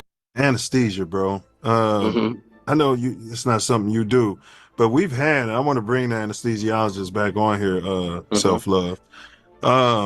Damn good one. So animals can be put under using anesthesia, bro, which suggests to me that animals, I've always known they had consciousness, right? You know, some people don't believe they have spirits, consciousness, whatever. What do you think? Are there any prospects of animal hypnotism, bro? Oh yeah, absolutely. There's ways of, and you can hypnotize birds and shit, and you know what I'm saying? Like a lot of the cats who control the pigeons, and stuff like that. It's all a form of hypnosis because it's all POS, which is power of suggestion. All hypnosis is just power of suggestion, because what you believe translates to your reality. Is my cat doing that to me, man? I swear, Probably. she'll come stare at me, and I'll be like, her bowl must be empty. You know, like yeah. You're right, and then you end up being able to. It's kind of funny. You'll joke about it. Yeah. But after you have an animal for so long, yeah, you end up telepathically communicating with that animal. Telepathy, yeah. Yeah. Oh, So you know wow. your dog will be able to walk up to you and look, and you'll say, "Oh, you want to go outside?" And then he'll walk you right to the door, and you like, correct. Okay. You know what I'm saying? Yeah, man. Definitely. I heard Karen Swan say some shit about consciousness. He up. What was you know that? what I'm saying? He said, look, he was like, outside the air is air that you breathe, right? He said, if I plug my nose and plug my mouth, my heart don't stop, my brain don't stop. It's my breath that goes away. So if my breath that goes away, that leads me to believe that my breath is my consciousness, because the first thing I'm going to lose is my consciousness. I'm going to pass out. Be sure to subscribe to my channel if you haven't already, because subscribing makes it feel good. Do you still have them? Was some of my research, at USC. I did a survey. The question was, do you think that Jesus Christ was of African descent or European descent? Overwhelmingly, over 90-something% of the folks said African descent. I said, then do you think his ethnicity matters? They said, no, it doesn't matter. And I'm saying, it matters obviously to somebody. It does. Absolutely.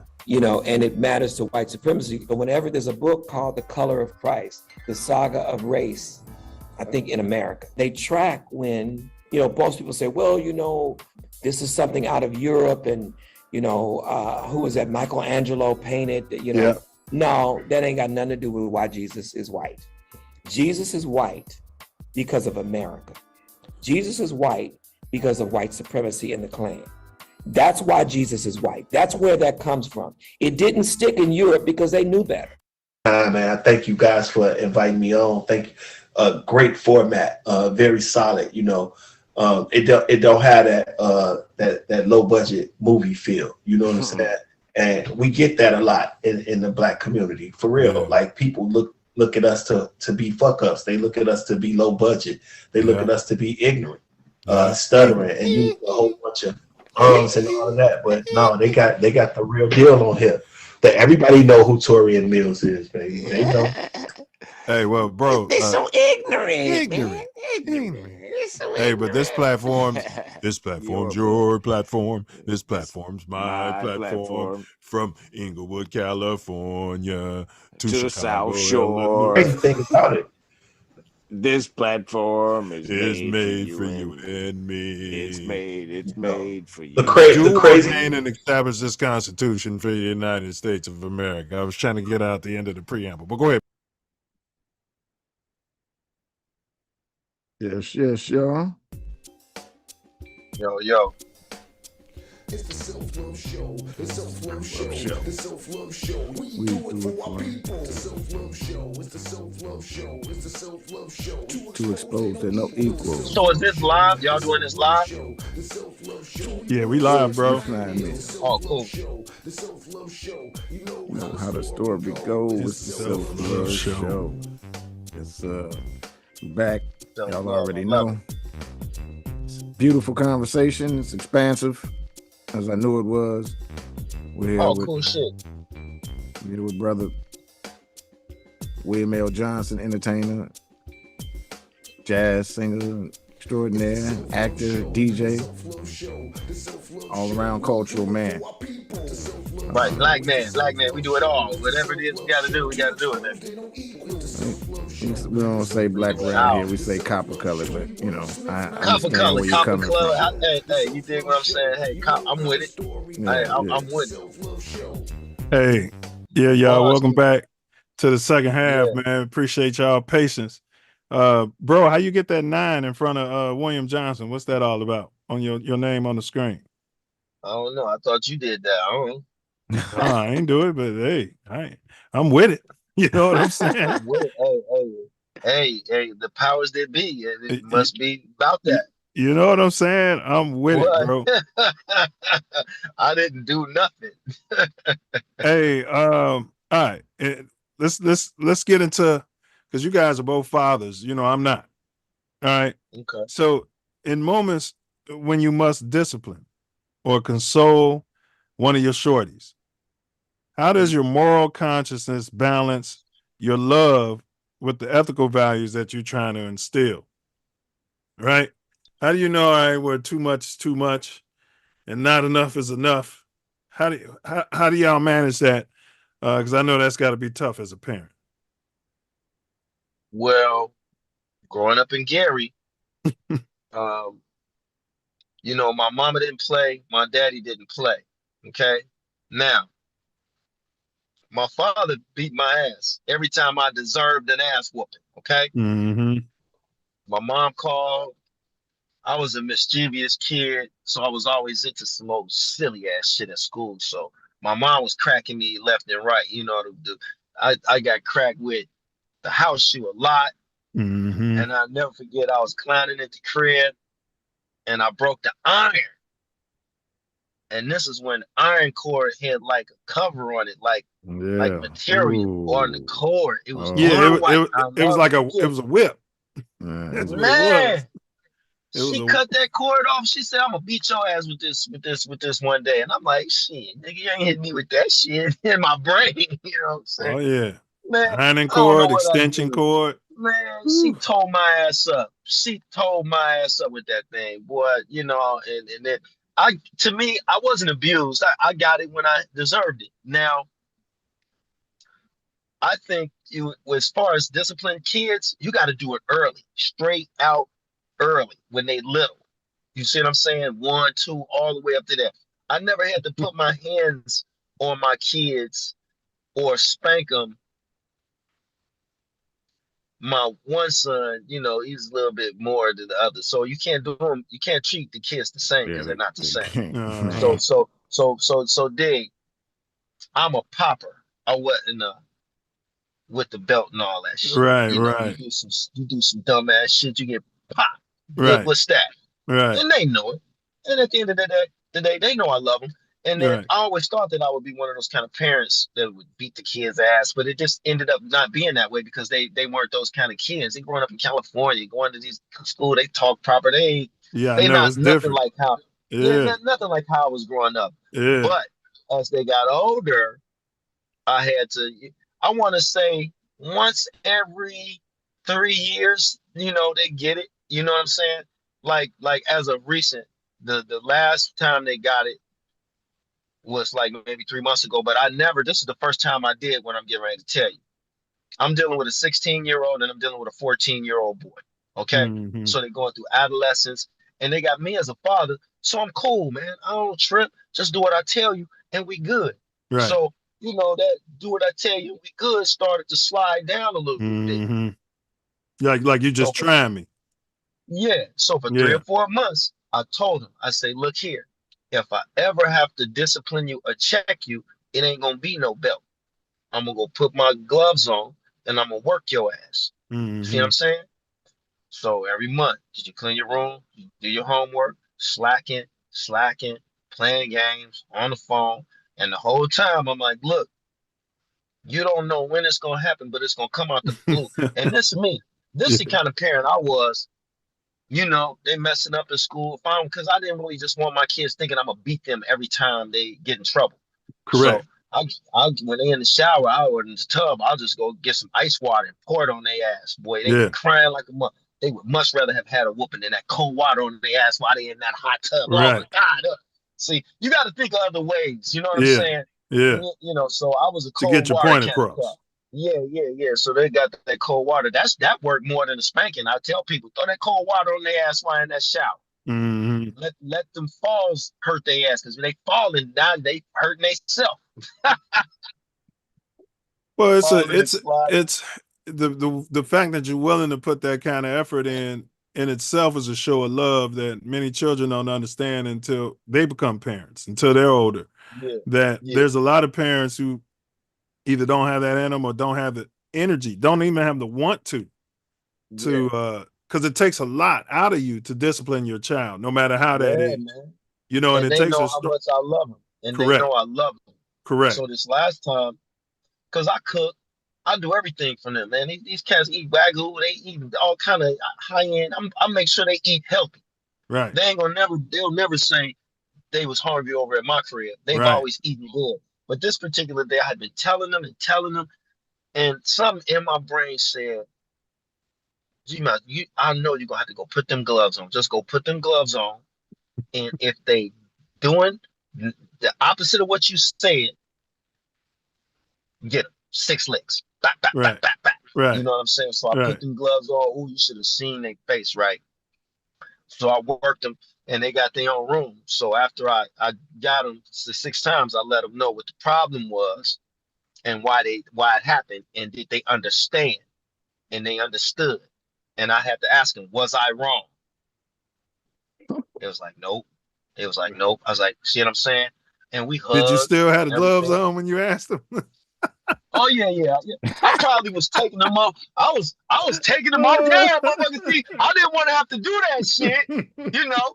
But you brought that bullshit on yourself, on the game, on your phone, all this old. But no, Sorry, that's like we when ain't you doing that. pledging and the brother's like, "Was we Cause wrong?" No, y'all I wasn't give them wrong. homework.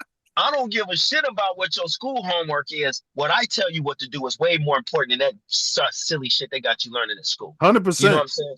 If it Yeah. was up to me, they wouldn't even be in school. But their mom is an educator, so I don't even want to fight that battle.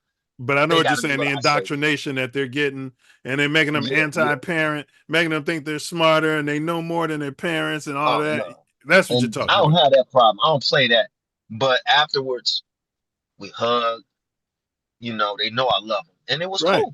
Wasn't right. nobody crying, but the motherfuckers was like, God damn. I Yeah. laid them on them. You know what I'm 6-piece, saying? huh? Oh yeah, 6 piece. Both of them. So that night it was a Thursday because I had to go perform, and they calling me. I just cleaned up the bathroom. Hang up. Oh, I just cleaned up the kitchen. Like, all right. And then we Yeah. didn't clean up the whole crib. And clean up the house wasn't even on Yeah. the list. But that's what it did. You know, it was like, shit, you want us to clean the ceiling? But see, if you don't do it, the state of California will. That's what I tell them. You know what I mean? Exactly. And the prison system here ain't no joke. Ain't no joke. Nowhere. The prison system ain't no joke. Nowhere. Don't nobody want Nowhere. to get locked up. And they So they getting it. love to lock up young black men and put that mark Yeah.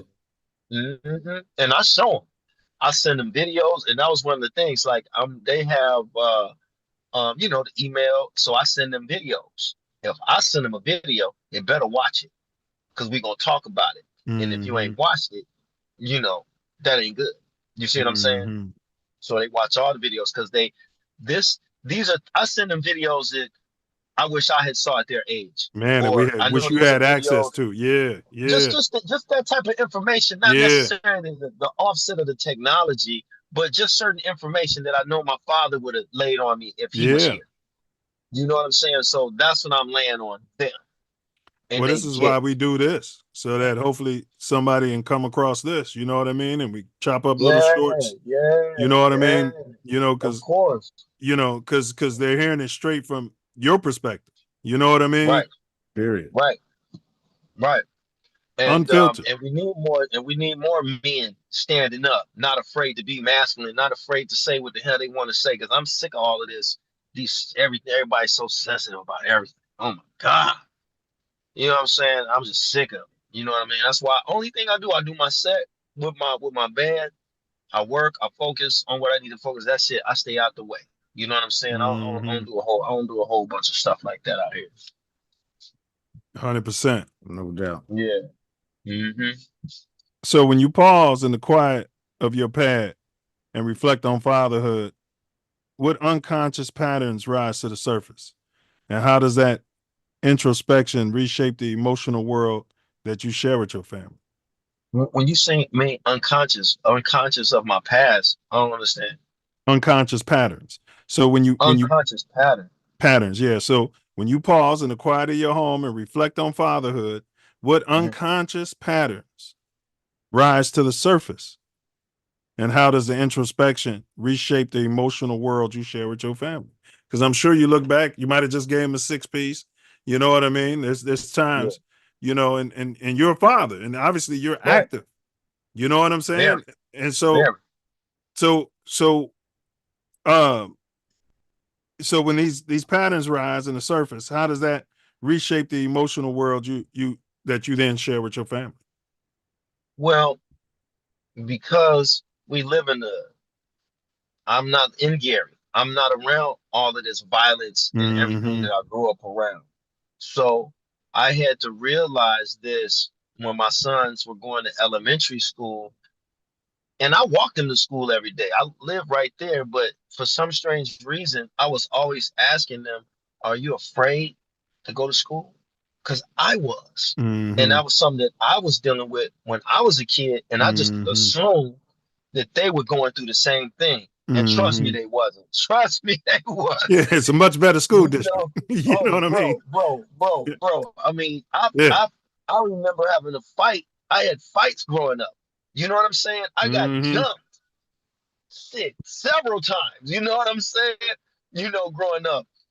And that kind of thing has made me a certain type of way toward them during their journey. But I had to explain to them why I was the way that I was. And I started seeing that they really are some really cool cats. My boys are really on the level. I think that me and their mother have done a really good job. You know what I'm saying? Because we don't have no problems for the most part. My whole thing is And you they gotta got each listen to other, right? They're 2 years apart.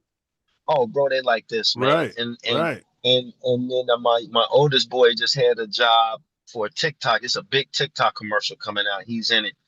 That's what's And up. they gonna pay him nice. And I tell this younger brother he gets books little jobs from here and there. And I always tell him when you get paid, you give your brother some money. Give your brother some money. Because when I get paid, I give both of y'all some money. You know what I'm saying? They know when I get paid because it be raining. You know what I'm saying? Baby, I eat some steaks tonight. They know. But to the question is, you know, it was a lot of trauma. I didn't realize it was trauma that I was raised in until I became an adult. Yeah. You know what I'm saying? Yeah. You know, my dad, I didn't know my dad was on doing cocaine until I was 12. And when I found out, he was taking me to the meeting, the AAA meeting. This was the first time he take me to the meeting. This is first meeting where he confessed to the people in the room because he had already went to a rehab already. Because he And you had didn't even talked to me know. in the car. Bro, I'm scratching my head. You're like, you're addicted to what? I'm like, what the fuck is this? I knew what it was, but I'm like, you was on. Right. I'm 12, bro. I'm 12. I remember I was 12 years old. And I go to this meeting and I'm there. And my mouth is just like, I grew up that day. He ain't even tell you on the way there, huh? Well, we talked, but I didn't know what I was going to really. You know what I mean? He had said it, but you 12. Okay. But you know what I mean? You know, you're not back then. I'm not knowing where we going. I hear him talking, but you know, you're a kid half-ass listening. But when I got there, I was like, whoa. Yeah. So, and then I let him know. I was like, you was doing the stuff that you sniff and it's white? And he said, yeah.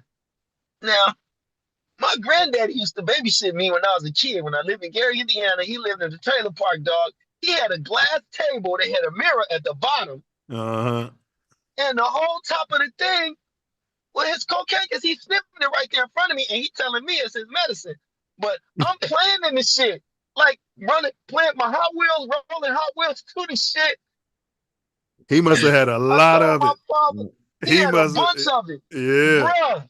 The whole table. I was riding my car through it like it was snow, dog. He must have been the man. He was the plug, Self. Ain't no way in hell. And then my dad said, yeah, well, me and PJ, we did do a lot of cocaine back then. And I'm like, I could have got anything. Yeah. I don't know. I'm in it. It's on my head. And then I remember him asking me, I said, Granddaddy, why you doing that? And he gonna say, you want to try? I said, hell no. I said, no. Wow. But all I can tell you, whenever I was with my granddaddy, boy, we had a blast, boy. I'm sure y'all did. We can go fishing. We can do all kind of stuff, man. But he was a different kind of dude. He didn't take no shit. He ended up getting into a fight with some white dude over his truck, and he hit the dude in the head, and he died later. Damn. So my grandfather, he was married to my grandmother. He wasn't my blood grandfather, but he was the grandfather that I knew. You know what I'm Right. saying? Yeah. But he And then killed he a went white to man jail in Indiana. in Indiana, bro. Whew-wee. And I think we went to go visit him once, and he told them, don't bring me back there. Right. So Wow. he was like, don't bring Bill back, and you know, he I he want didn't to want me seeing him like that. I want to clear something up. I said I Mhm. got bullied in kindergarten. I was at Holy Angels back then. It was when they Woo! no I so yeah, so I didn't get bullied there. It was first grade. And my family, I was at Carnegie Self over there, so it was remember. feeding into Hyde Park. So my Right. family pulled us out of there, and that's when they took us to Ray. So I had 1 year of that, what you talking about, that fear going to school. I only had 1 year, and it was first grade. So I want to clear that up because I went to a pretty good public school, which I don't have that understanding that you're talking about. When you start hearing other people talk about it, I start hearing Yeah. King Von and like people and them talk about it, like, yeah, we was terrified going to school. You know what I mean? Hey. And and you be Yeah. like, damn, like that's messed up. That's messed Yeah. up. Yeah. Definitely wasn't my experience. That's messed up, man. Because when you go to school, you should be in a mindset where you're ready to learn. Man, in peace. In peace. Not in survival mode. But you Man, you you brought up survival. something good though, bro. You said that you had to realize, which I think is hard for a lot of us to do, but it's still keep raising them. You had to realize that they're not coming up like we did. So, but still, I see kids looking at their phone and walking in the street and not looking. I see kids walking past homeless people that look like they just got out the joint yesterday, not paying attention. So it is a balance. Just because they're in a good area, bro, they still need to know. Safety, you cut off. Yeah, he cut out. Is he back? I'm back. Yeah, to be aware is to be alive. Keep your head on the swivel. They still got to know that. Yeah. Right. Let me tell you a story about these headphones. So the kids, they wear these headphones, right? And it took me a while to figure out to say something other than take them off because I told you so. You know what I'm saying? So I really had to pay attention to how I was feeling when they had the headphones in the car. You did. So I told them, take your headphones off. I got to rap to you. And I informed them that, I'm not gonna have much time with y'all. You know what I'm saying? In the car, in these moments. So when you have your headphones on, and I don't know if you can hear me or not, and I say something, I told them you robbing me of my time. You did. So when you're in the car with me, don't have no headphones on. Mm-hmm. I want all that. Cause one day you ain't gonna be in this car with me, or I'm not gonna be in the car with you. So Correct. I want all my love. I want all my attention. I want all your attention. And we can enjoy silence. And that's one thing that my father taught me. He told me one day, he said, you know what, son, you all right. He was like, you just don't be running your mouth. He's like, sometimes it's cool to just sit and enjoy peace with another person. And that's one of the things I had to let them know. And I don't have that problem. And then I wanted to know what they were listening to, right? Because I'm like, what the hell y'all listening to? And you know Right. what That's they was important. listening? Man. Yeah, you want to know what they was listening to? Yeah. The shit I be listening to. They was like, you listen to good music. It's like they Well, was like, that's that's how that's we know great. about this and that. Because I listen to everything. I don't I don't listen to a lot of negative rap. The rap that may have a couple of little things in it, it's funny and it's entertaining. It ain't Yeah. no gangster rap. It's just funny, entertaining kind of rap. But I listen to a lot of the old school shit and they love it. I show them what hip hop was, and I play a lot of that stuff. And then they hear what hip hop is today, and they can't stand it on their own. I mean, that's It great. might, yeah, it might be That's a great. song in here. It may Right. be a song here or two that might be pretty cool, but for the most part, they get it. They're smart. So you know, there I don't have to worry about that Man, part. them songs be, I'm popping my pussy and giving you VD and we doing pills. And I'm like, damn, all this has become cool. Yeah, nah, man. But I let them know what they're doing. I've showed them videos on how the industry targeted black people with the music, how they targeted black people with the drugs. So they're very much aware of the propaganda that's going on with that dumbass music. You see? Yeah. So they get Yeah. they understand. I show them a bunch of stuff on Black History, bro. So they know. How do you And I'm marry still the teaching them. challenge of being a better parent than your parents, quote, better parent than your parents, versus not reinventing the parenting wheel? And Brother Wordsmith, you could chime in on that one too. So he wanna rap? Well, Like both of y'all. I mean, you know, you can go ahead, but how do y'all marry the challenge of being a better parent? Because that could be offensive. You know what I mean? But a yeah. better parent, quote, than your parents versus not reinventing the parenting wheel. Well, okay. Yeah, I've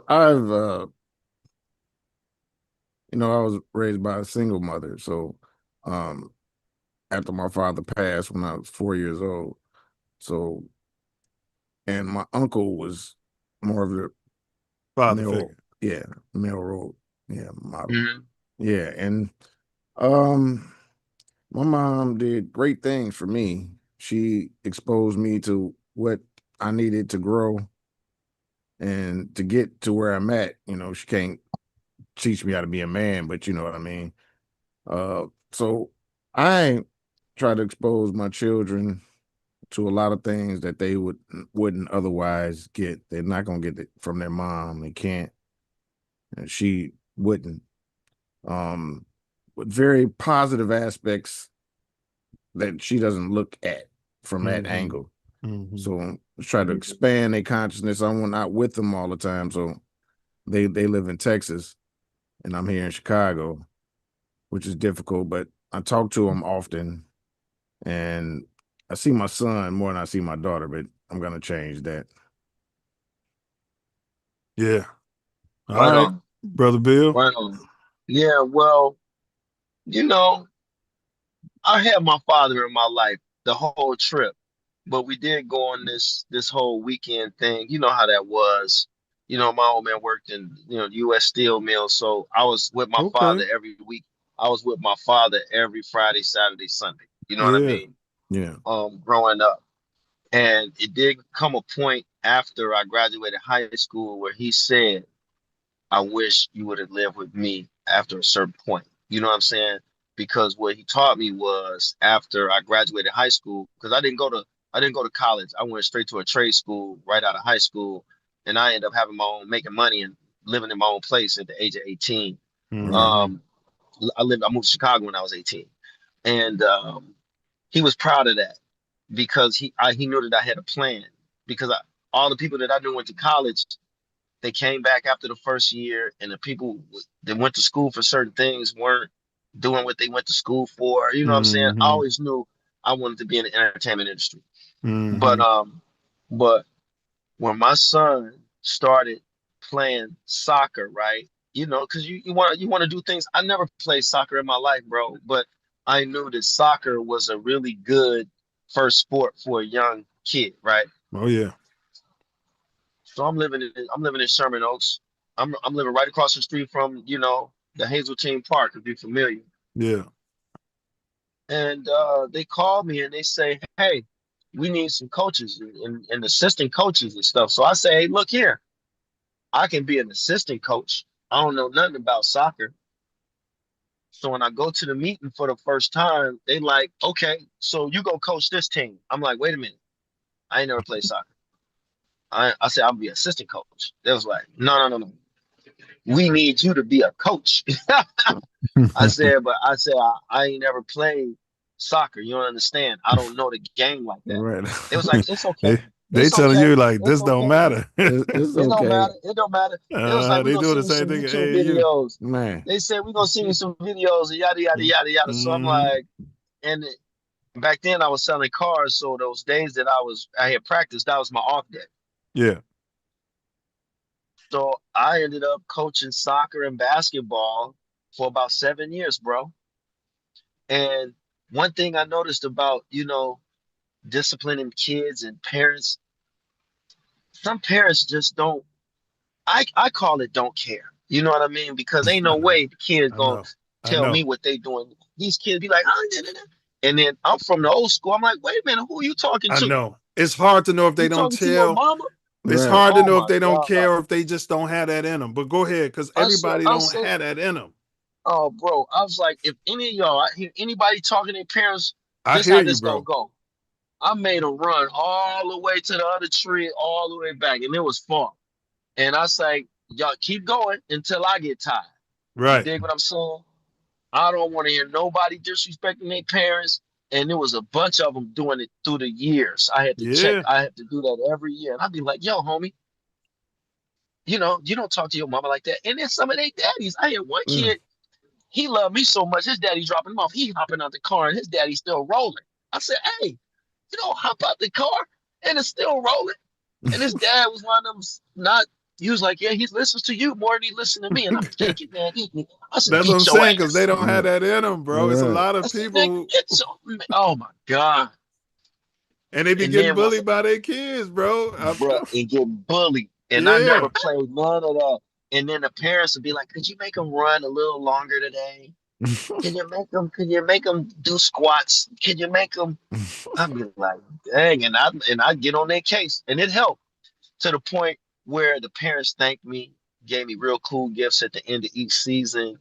I still get calls if I'm coaching. Are you coaching? Are you coaching? Are you coaching? I'm like, But it's nah, it's what you said in the beginning. You got to start early. You Yeah. know what I mean? man, It's you what got you to start said. early. Yeah, Yep. Yep. You out these yeah, kids out in public doing that in front of other people, bullying their parents and think it's okay. And then they wonder why they get around another grown man and that grown man and gave him a 3-piece. Gave him a quick right, 3-piece. You know what I mean? Because right, you're not my right. son. And if you was my son, I'd have gave you 6 of them. All right. Yeah. All right. Let's get into some of the Mhm. music real quick, and then we get into those questions. I need you 20 more minutes, Okay. bro. How do Okay. you balance technical? No. We're gonna leave that one alone. How do you use your voice, your vocal timbre, and lyrical storytelling to channel jazz's improvisational lineage, crafting songs that honor tradition while forging your own narrative? Because for anybody who don't know, he's the vocalist. His instrument is his vocal cords. So, Right. how do you use your vocal timbre and lyrical storytelling to channel jazz's improvisational lineage, which ties into acting, creating songs that honor tradition while forging your own narrative? Did you guys get a chance to see any of my music videos or my music video? Because all of my music videos that I got on YouTube, I got a song on there called "Why You Keep Killing Me." It's about black men being slain by the police. And then I have another music video on there called "Freedom Ain't Free." So um, I did a whole project. A lot of those songs I haven't put out yet, but I did a project called "What's Going On Now." Very Oh, reminiscent of Marvin Gaye's "What's Marvin Going Gaye. On." Did Yeah. you know that Yeah, if in yeah, red very reminiscent did of you know that Marvin Gaye. did you know My did you fault. know that Yeah, This what's shit that? tweaking. No, I'm looking for your video, but uh, Okay. yeah, I don't know why it's Yeah, doing yeah. that. But go ahead. But so a lot of the songs that I've written have a lot to do with uplifting and motivating black people or our people, our copper people. You dig? Mm-hmm. Mm-hmm. Um, because there's enough of the nonsense out there. Now I got some cool tunes out there. This cool R&B stuff. But to me, I'm more of that conscious person, Gentlemen. like a Marvin Gaye. You know what I'm saying? Like a Mm-hmm. Isaac Hayes, like a Barry White. You know what I'm saying? Because that's where I Mm-hmm. come from. That's the era I come from. And then you can hear it in the lyrics, you can hear it in the music. And I grew up around musicians. I went to a performing arts school where people play instruments. Like I I can see can't. you playing Marvin, man. Marvin was one of my favorite artists. I can see you playing Marvin, bro. Oh yeah, yeah, yeah. I got some stuff on there. I did a play called "You're All I Need to Get By." If you look it up, it's online. It's on there on YouTube. Me playing Marvin Gaye. with a young lady named Ashley Okay. Tamar Davis. Ashley Tamar Davis. She and I, a guy named Michael Ajakwe wrote and directed it, and it was amazing, bro. It was Marvin Gaye's life before what's going on, before he recorded that album. But it's out there. It's out there. But you know, performing arts has always been my thing. The stage, improv. Mm-hmm. I've always been able to get up and perform with any band if they knew certain cover songs. You know, I've never had a problem with that because the school I went to was titled the Emerson Visual and Performing Arts School. So we was taught how to perform on stage. Man, I put We the were fly taught. rail system in there in dang 20 shit, might have early 2000s. Put the fly rail system in Emerson. Yeah. The curtain stuff and all that, they revamped it. Oh yeah. But the one over there off Virginia, right? Mm-hmm. That was the build, that old ass building we was at. Yeah. But I learned a lot that still carries on with me today. No You know, doubt. from That was from a going to school. high level school. Yeah, that school changed my life. You know, if I hadn't gone to that school, I would be in jail or on drugs or something crazy. You know what I mean? Because that's what was going on at the time. And that school, I think, it definitely changed the trajectory of where I could have gone. You know? Mm-hmm. Yeah. 100%. We Mhm. do got, you mentioned, let's see, freedom ain't Oh free. yeah. Oh yeah. That's it. I have a plan to end this war. As commander. Yeah. So you get a taste. Yeah, You I'm get gonna a put taste of what I do. yeah, that was dope, bro. That's dope. Yeah, for Thank sure. you, man. Thanks, Yeah. bro. And I'm tripping on your Gary Indiana Michael Jackson jacket you had on. It was actually tight though. It was actually tight though, you know. Yeah, you know, I had to represent. I had to represent. You know. Yes, sir. I want to put the link to the channel in the chat. Yeah, y'all. Oh, right William on. L. Johnson with a period after L. You can go to his YouTube channel and subscribe. I just subscribed, bro. Well, right on. I gotta be better about the YouTube, man. A lot of this stuff, man. I'm such a busy dad and busy life. I wish I had time to really mess with that like that. It's tough on your boy sometimes. I think I'm gonna have to hire somebody to do all that stuff. Yeah, Oh, 100%. that's a job. Oh, that's a job. Man, it Shit. takes a little time, you know. Lord. Trust me, just to do them little videos out of some of the stuff I do, I'm like, God damn, this took 30 minutes. Hey, so when you performing live, how are you balancing scatting and vocal improvisation with the structure of your songs? You know, how do you do that? Because I be having conversations with people like the modern day concerts. A lot of these cats are just singing over the track or lip syncing. Okay. And the whole I'm gonna be in this show. I oh my got you. I'm bad. with you. Go ahead. No, I'm with you. No, And they the right. whole point They of a right with live show is you. to be organic, you know? So how do you Right. balance, like when you and your band, y'all rehearse, but how do you balance, you know, the scatting, the improvisation versus, you know, the written word during a You live know what, performance? man? I'm gonna tell you, when you live, it ain't nothing but a vibe, bro. It all just depends. When you have really good musicians, and once you guys, I've been performing with this band for like 3 years now, so Mm-hmm. we got a connection. So when we improv and do things, we can take it to a whole another level. It's a Chemistry. young man. Yeah, the chemistry is tight, and we got certain people to come and perform with us. We got this young man. His name's Say Cool, man. He cool, young cat.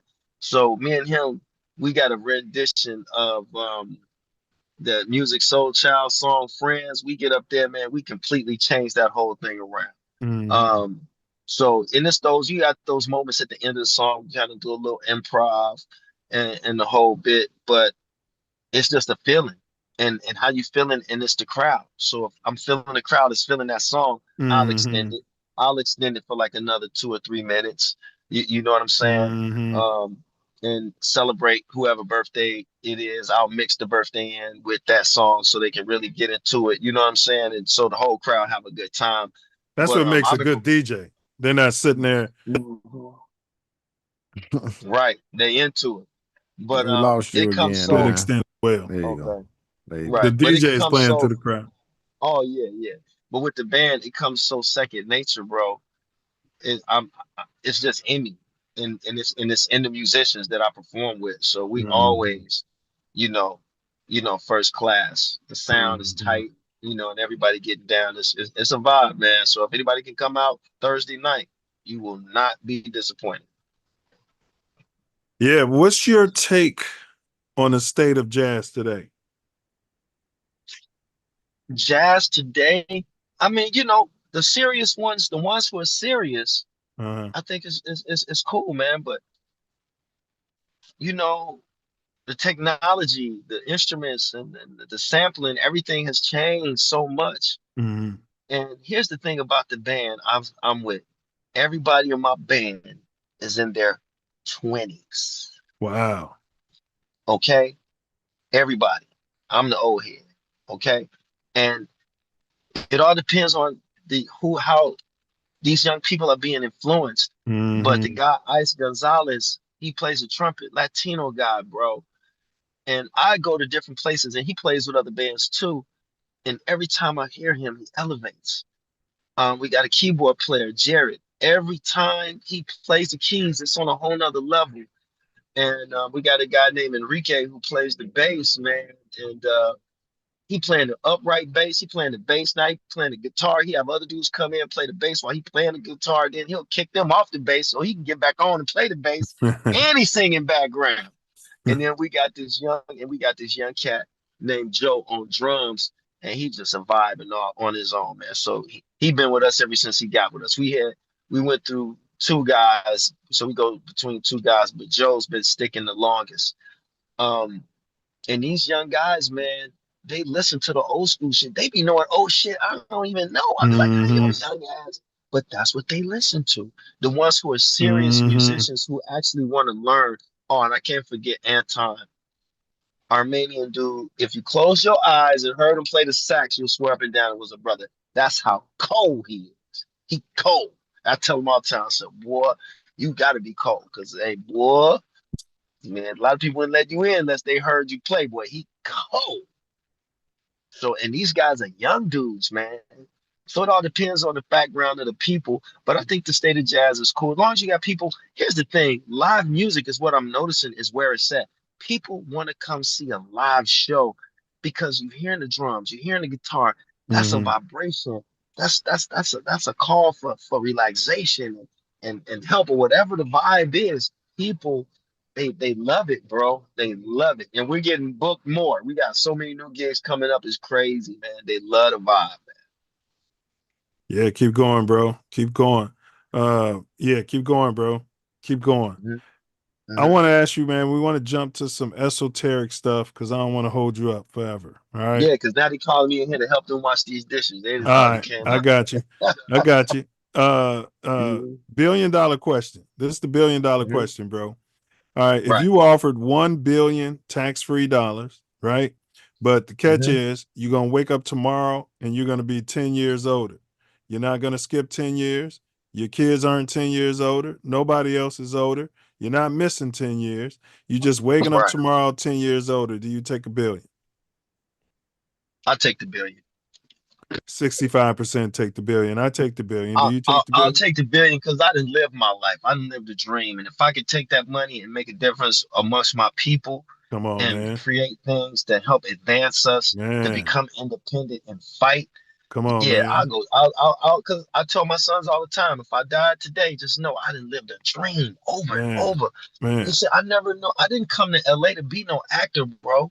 I came here to be an R&B singer. That's all I wanted to do.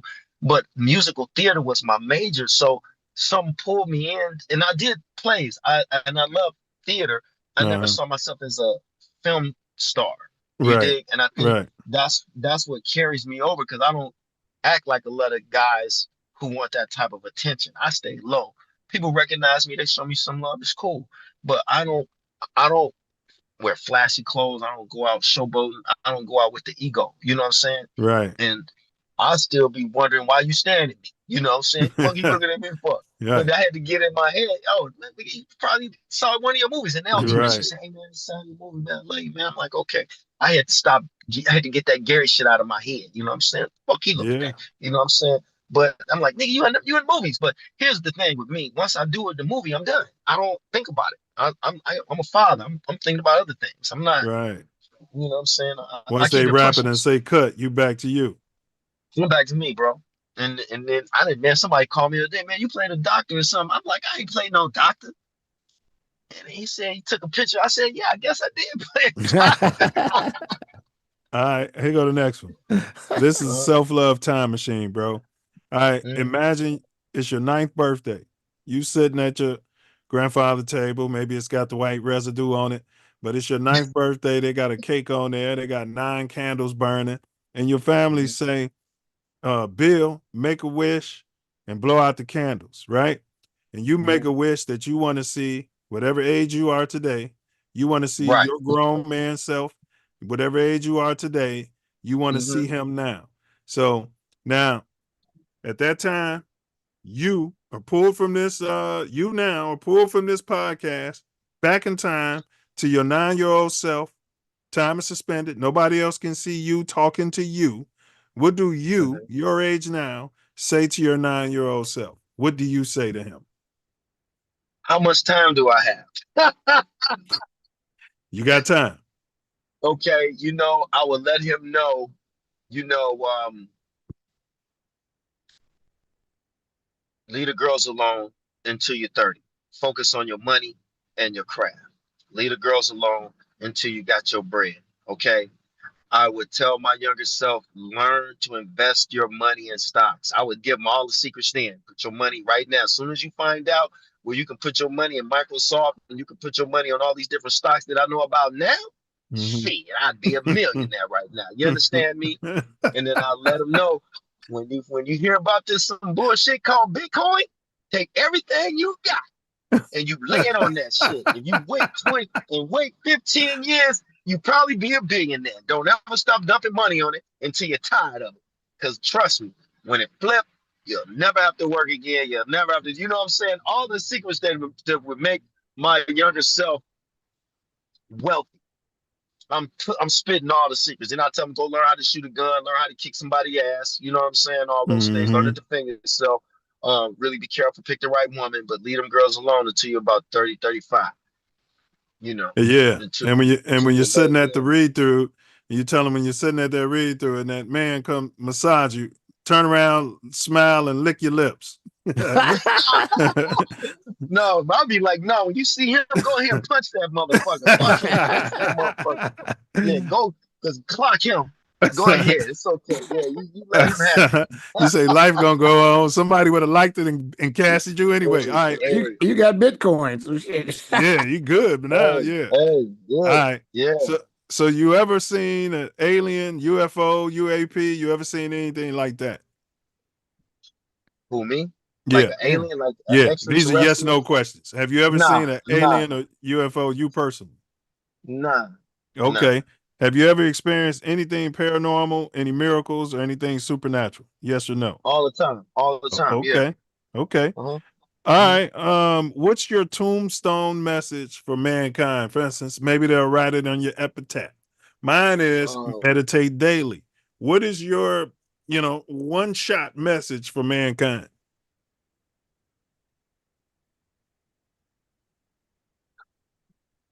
Do whatever you feel in your heart is right. Do it. Okay. Magic box question. All right, magic box. Imagine Brother Wordsmith there. He had a magic box, right? And imagine a person who you cannot imagine living in this world without, right? Person or persons you love the most, they get ill. It's a rare disease and it's painful. The morphine ain't helping. They screaming, they in pain all day. Brother Wordsmith gives you this magic box and he says, Brother Bill, all you got to do is push the button and that person is healed. But virtue of you pushing the button, a random person who you will never meet, never have met, will then become afflicted with the same illness as your loved person in exchange for that life. Do you push the button? I'm pushing the button. Yeah, Brother Wordsmith's a button pusher too. I can't say it pushing anymore because my wife gets mad at me about my response. So I'm because not I letting want her. to see. I would do anything to see my father again. You know what I'm saying? Yeah. So yeah, if I could save my father, I would do that. You would have pushed it. Yeah. That's what you're saying. You would have pushed it if you could have saved your father. Yeah. Right. Right. All right. This is the last one, bro. In your words, what's the meaning of life, William L. Johnson? The meaning of life is to live your life in abundance and in peace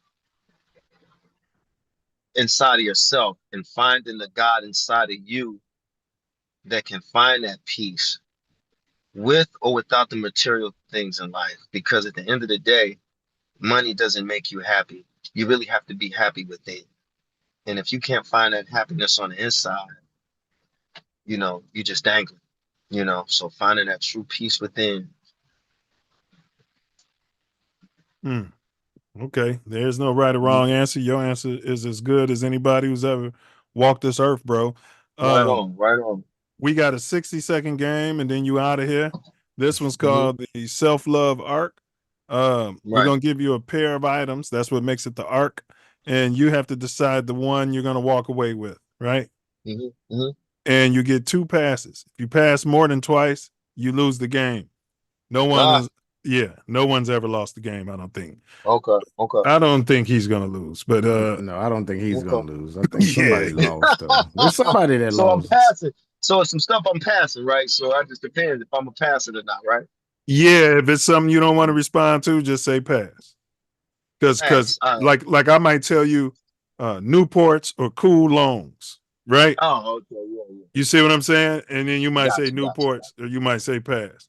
All Right. right, here we go. Oh. And Karen, start the clock. Okay. Do aliens exist or aliens are cap? Aliens are, what's the second part? Cap? Yeah, fake. Aliens exist or aliens don't exist?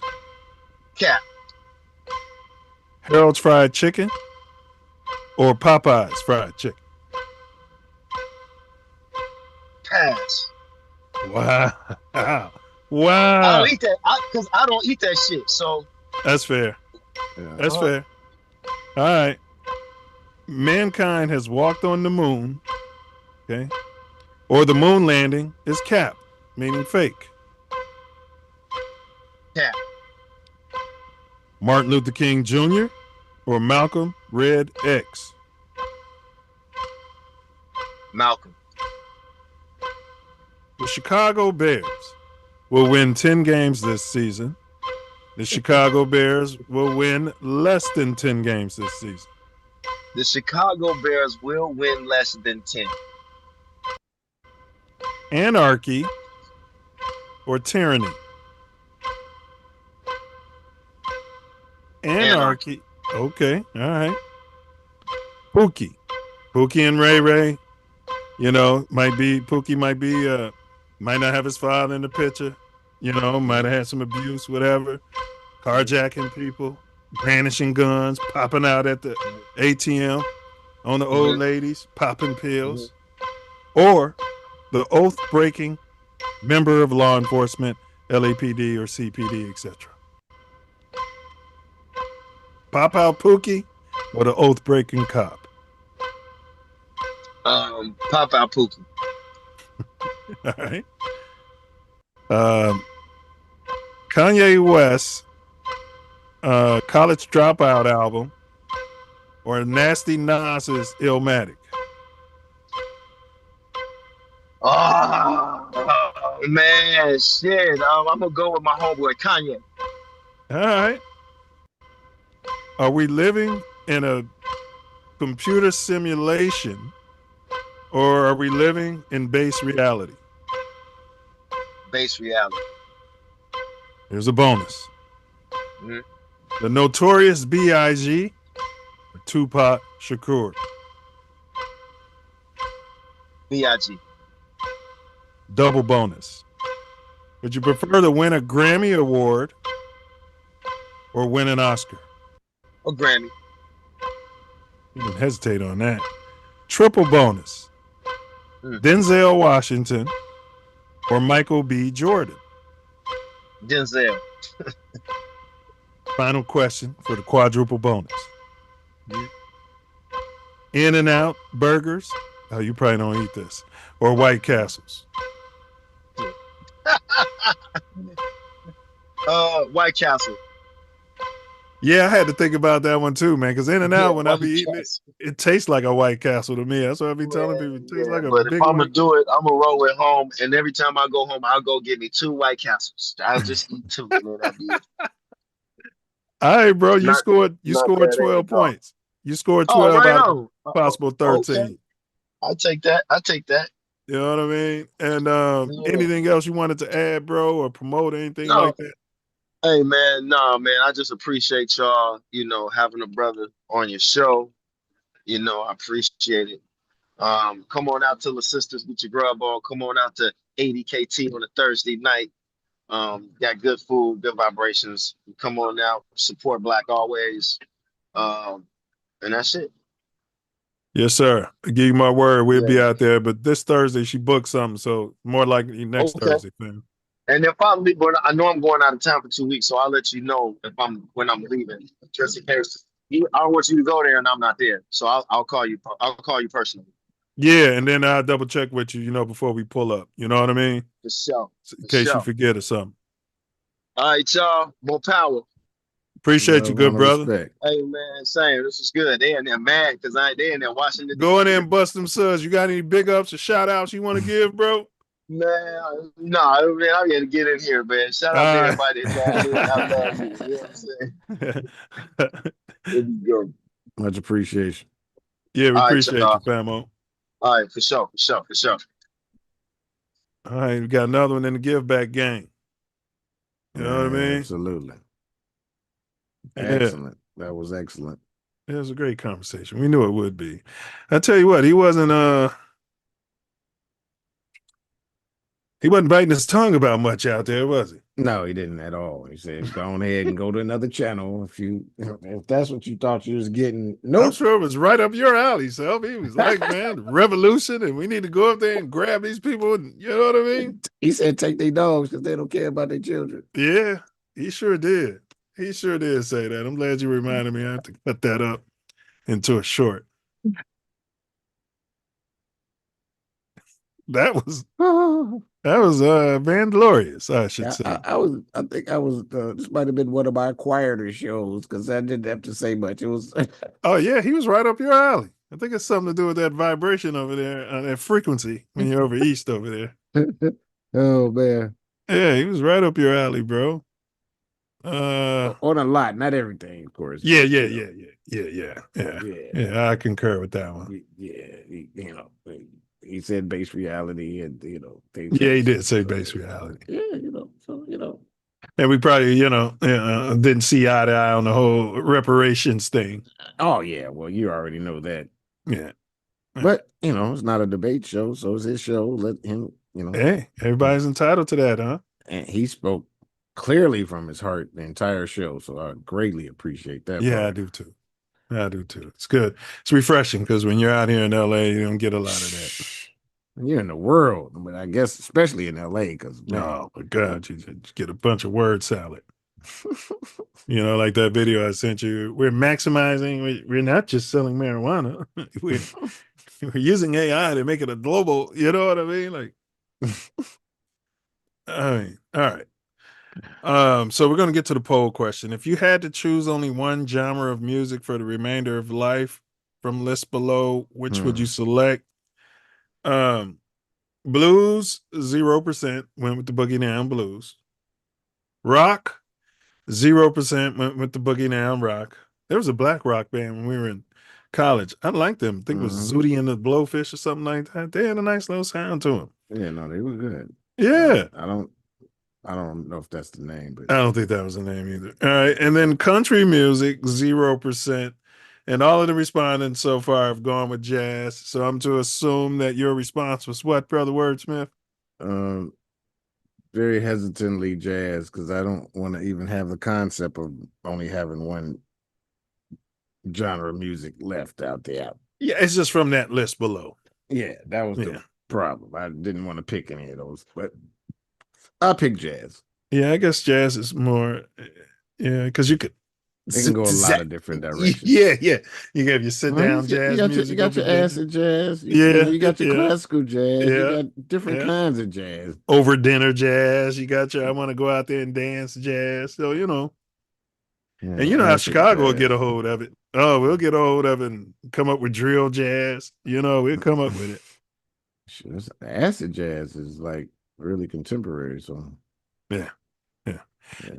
The views expressed in today's pod are those of the host and guests and are not necessarily reflective of TATN or any affiliates.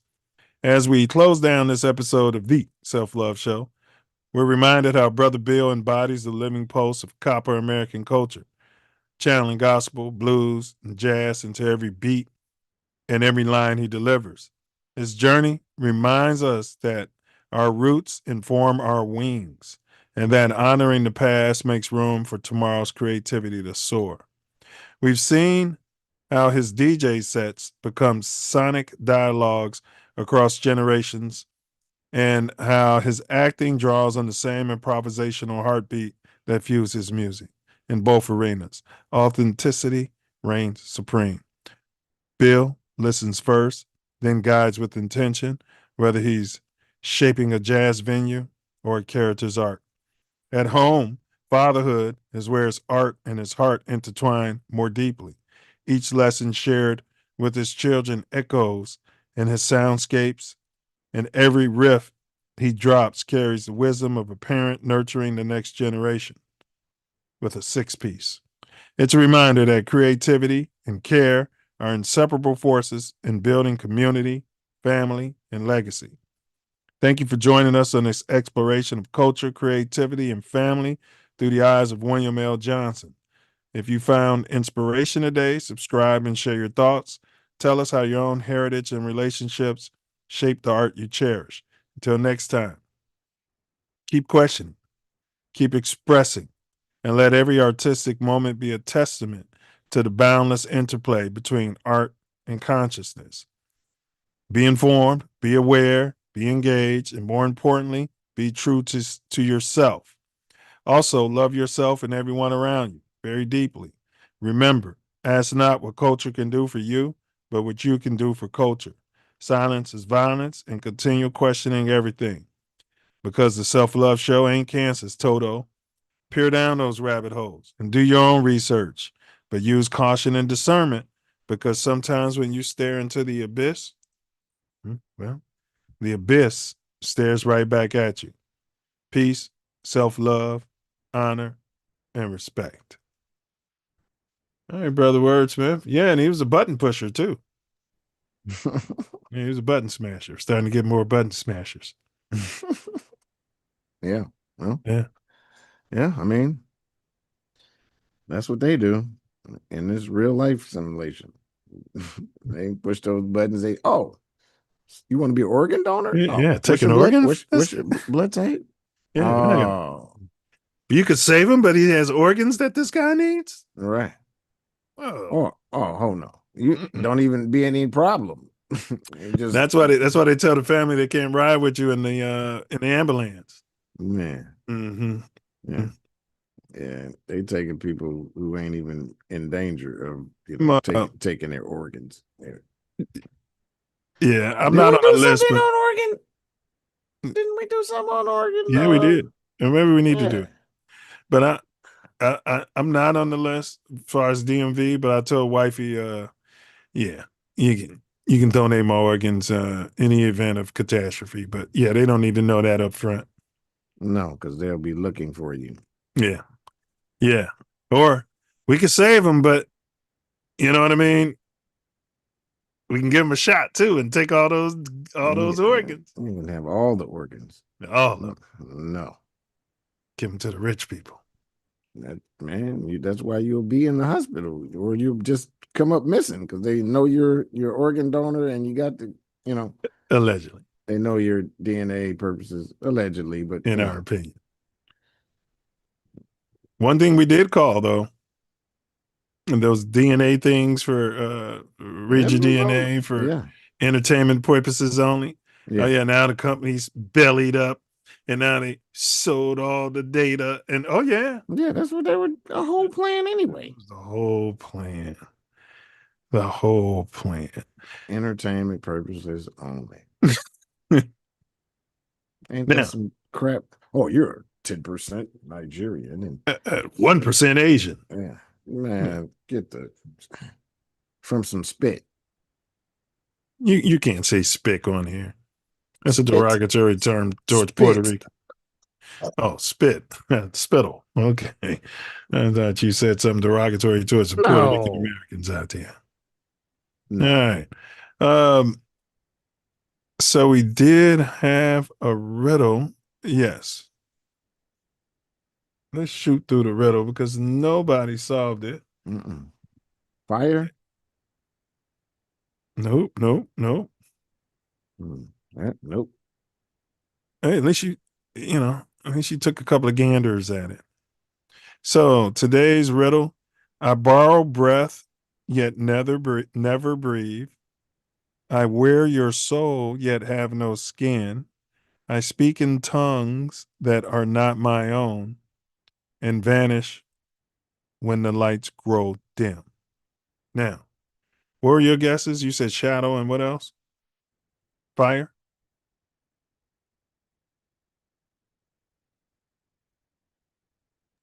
Fire. Technical difficulties over here. Yeah, I don't know what's going on. Yeah, shadow and fire. No, the answer Technical difficulties over here. The answer is acting or an actor. Ah, okay. Yeah. That makes sense. You see it? Yeah. You see that? I wear your soul, yet have no skin. Well, actors have skin. They do. I speak in tongues that aren't my own. That they do. And varnish when the lights grow dim. That they do. But the part that's misleading, I have no skin. That'll throw everybody off. Yeah, as it did. I borrow breath, yet never breathe. All of that is accurate except the have no skin part. All right, I got to do better. All right, you guys get a pass on that one. All right, everybody gets a pass on that one. All right, nobody's getting demoted to the short bus. So next week, I don't know. I reached out to the guest that was brought to our attention by. Oh man, I'm terrible with these names. Yeah. Milana. Oh, awesome. Yeah, I reached out. I haven't gotten a response yet, so I have to follow up. Hopefully we can get him in for next week. That would be great. Yeah, that'd be dope. Get this thing going again.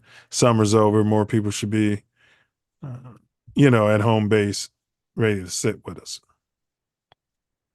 I guess I'll reach out to Trife again. And then Trifo. And then we got Mouthpiece Included.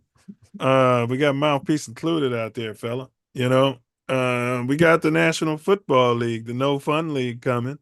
You got the Packers picking up Micah, whatever his name is. Micah Parsons. Yeah. So we got a lot to unpack there. Season opener against the drop dead gorgeous JJ McCarthy and the Vikings. Whatever. You know what I mean? So a lot to unpack out there, and we're going to finish off our season predictions before the game starts. Cool. Because we play Monday, but I'm sure everybody wants to watch random games on Sunday. I don't watch any of that. I'll just watch the Bears. That's all I watch. Yeah, for the most part. They might have them on, but I don't care. You know what I mean? Yeah. Got no dog in the fight. At all. Copyright this claim. All right. So this brings me to my personal favorite part of the whole shebang. And that's going to be Wordsmith's final words out there, out there, out there, out there, out there.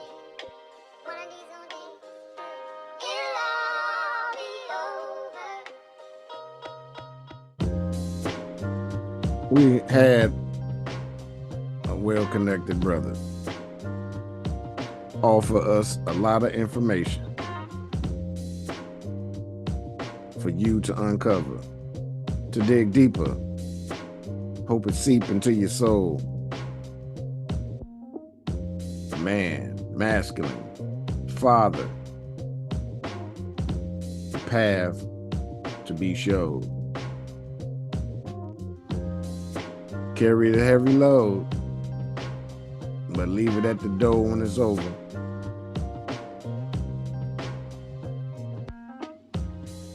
Don't care about fame. Trying to be a soldier. For the copper-colored, family-specific,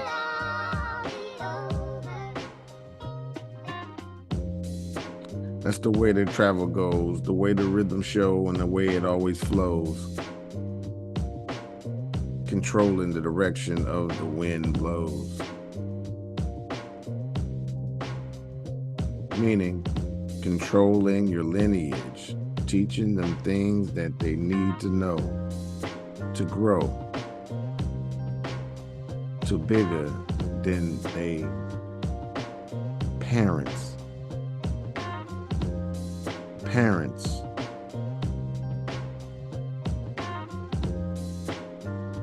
Of growth is what is shown by the children.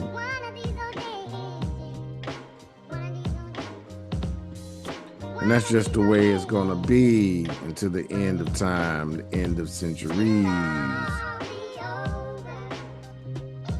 We gotta show our children the way to move. Can't just tell them, because the message proves in the pudding. They do what they see, not what you say. So you better put in your work and how you live and display yourself in front of your little people. And you have to think of them as little people.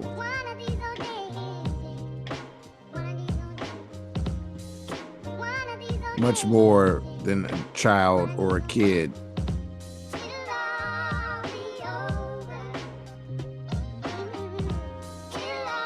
You want to expand them and hand them a path to live,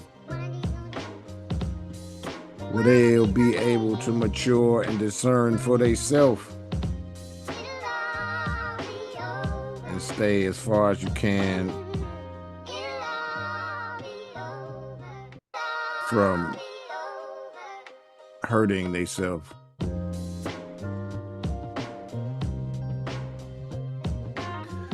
But it takes some hurt for growth, because uncomfortability is the note. If you live in a box and never get out, you'll be comfortable, but no expansion. And the book says that there are many mansions.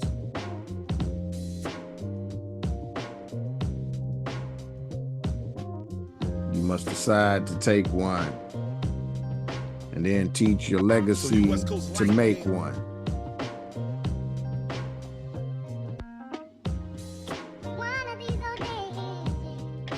And it's time to let them know, like Brother Bill say.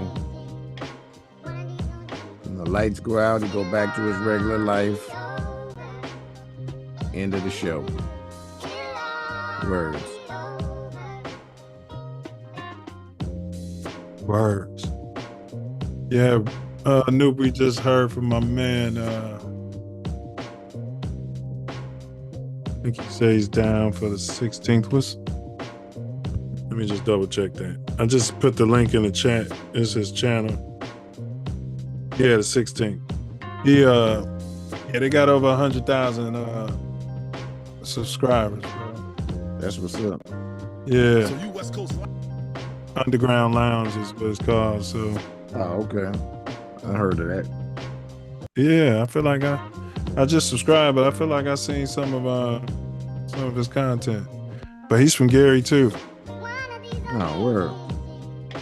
Yeah. So. A lot of talent. Right. You say what? A lot of talent right in this area, right over here.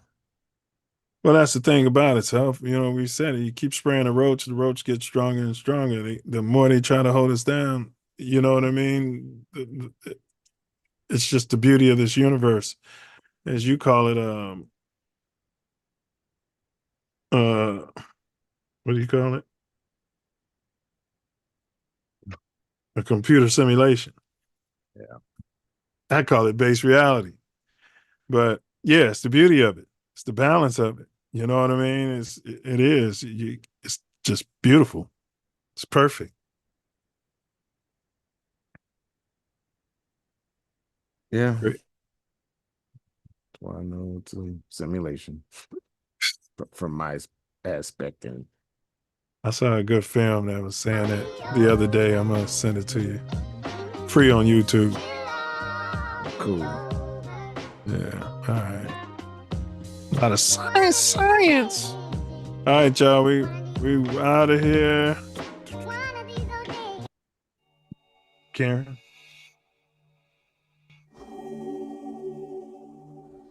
Love, honor, respect. Do you think what he said? Honestly, I don't know. You know what that means? It's Latin. Means know thyself.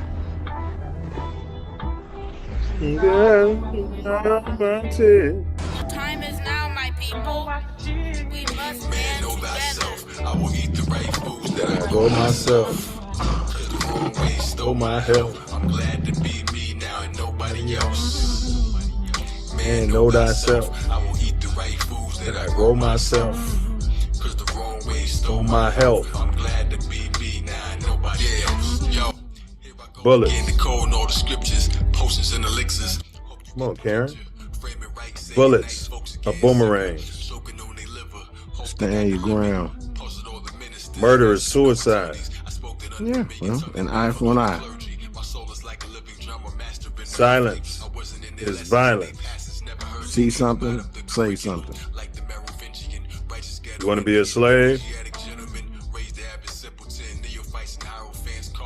Vibrate greed. Ego. Fear. That's how they make you a slave. You end up in prison. Okay.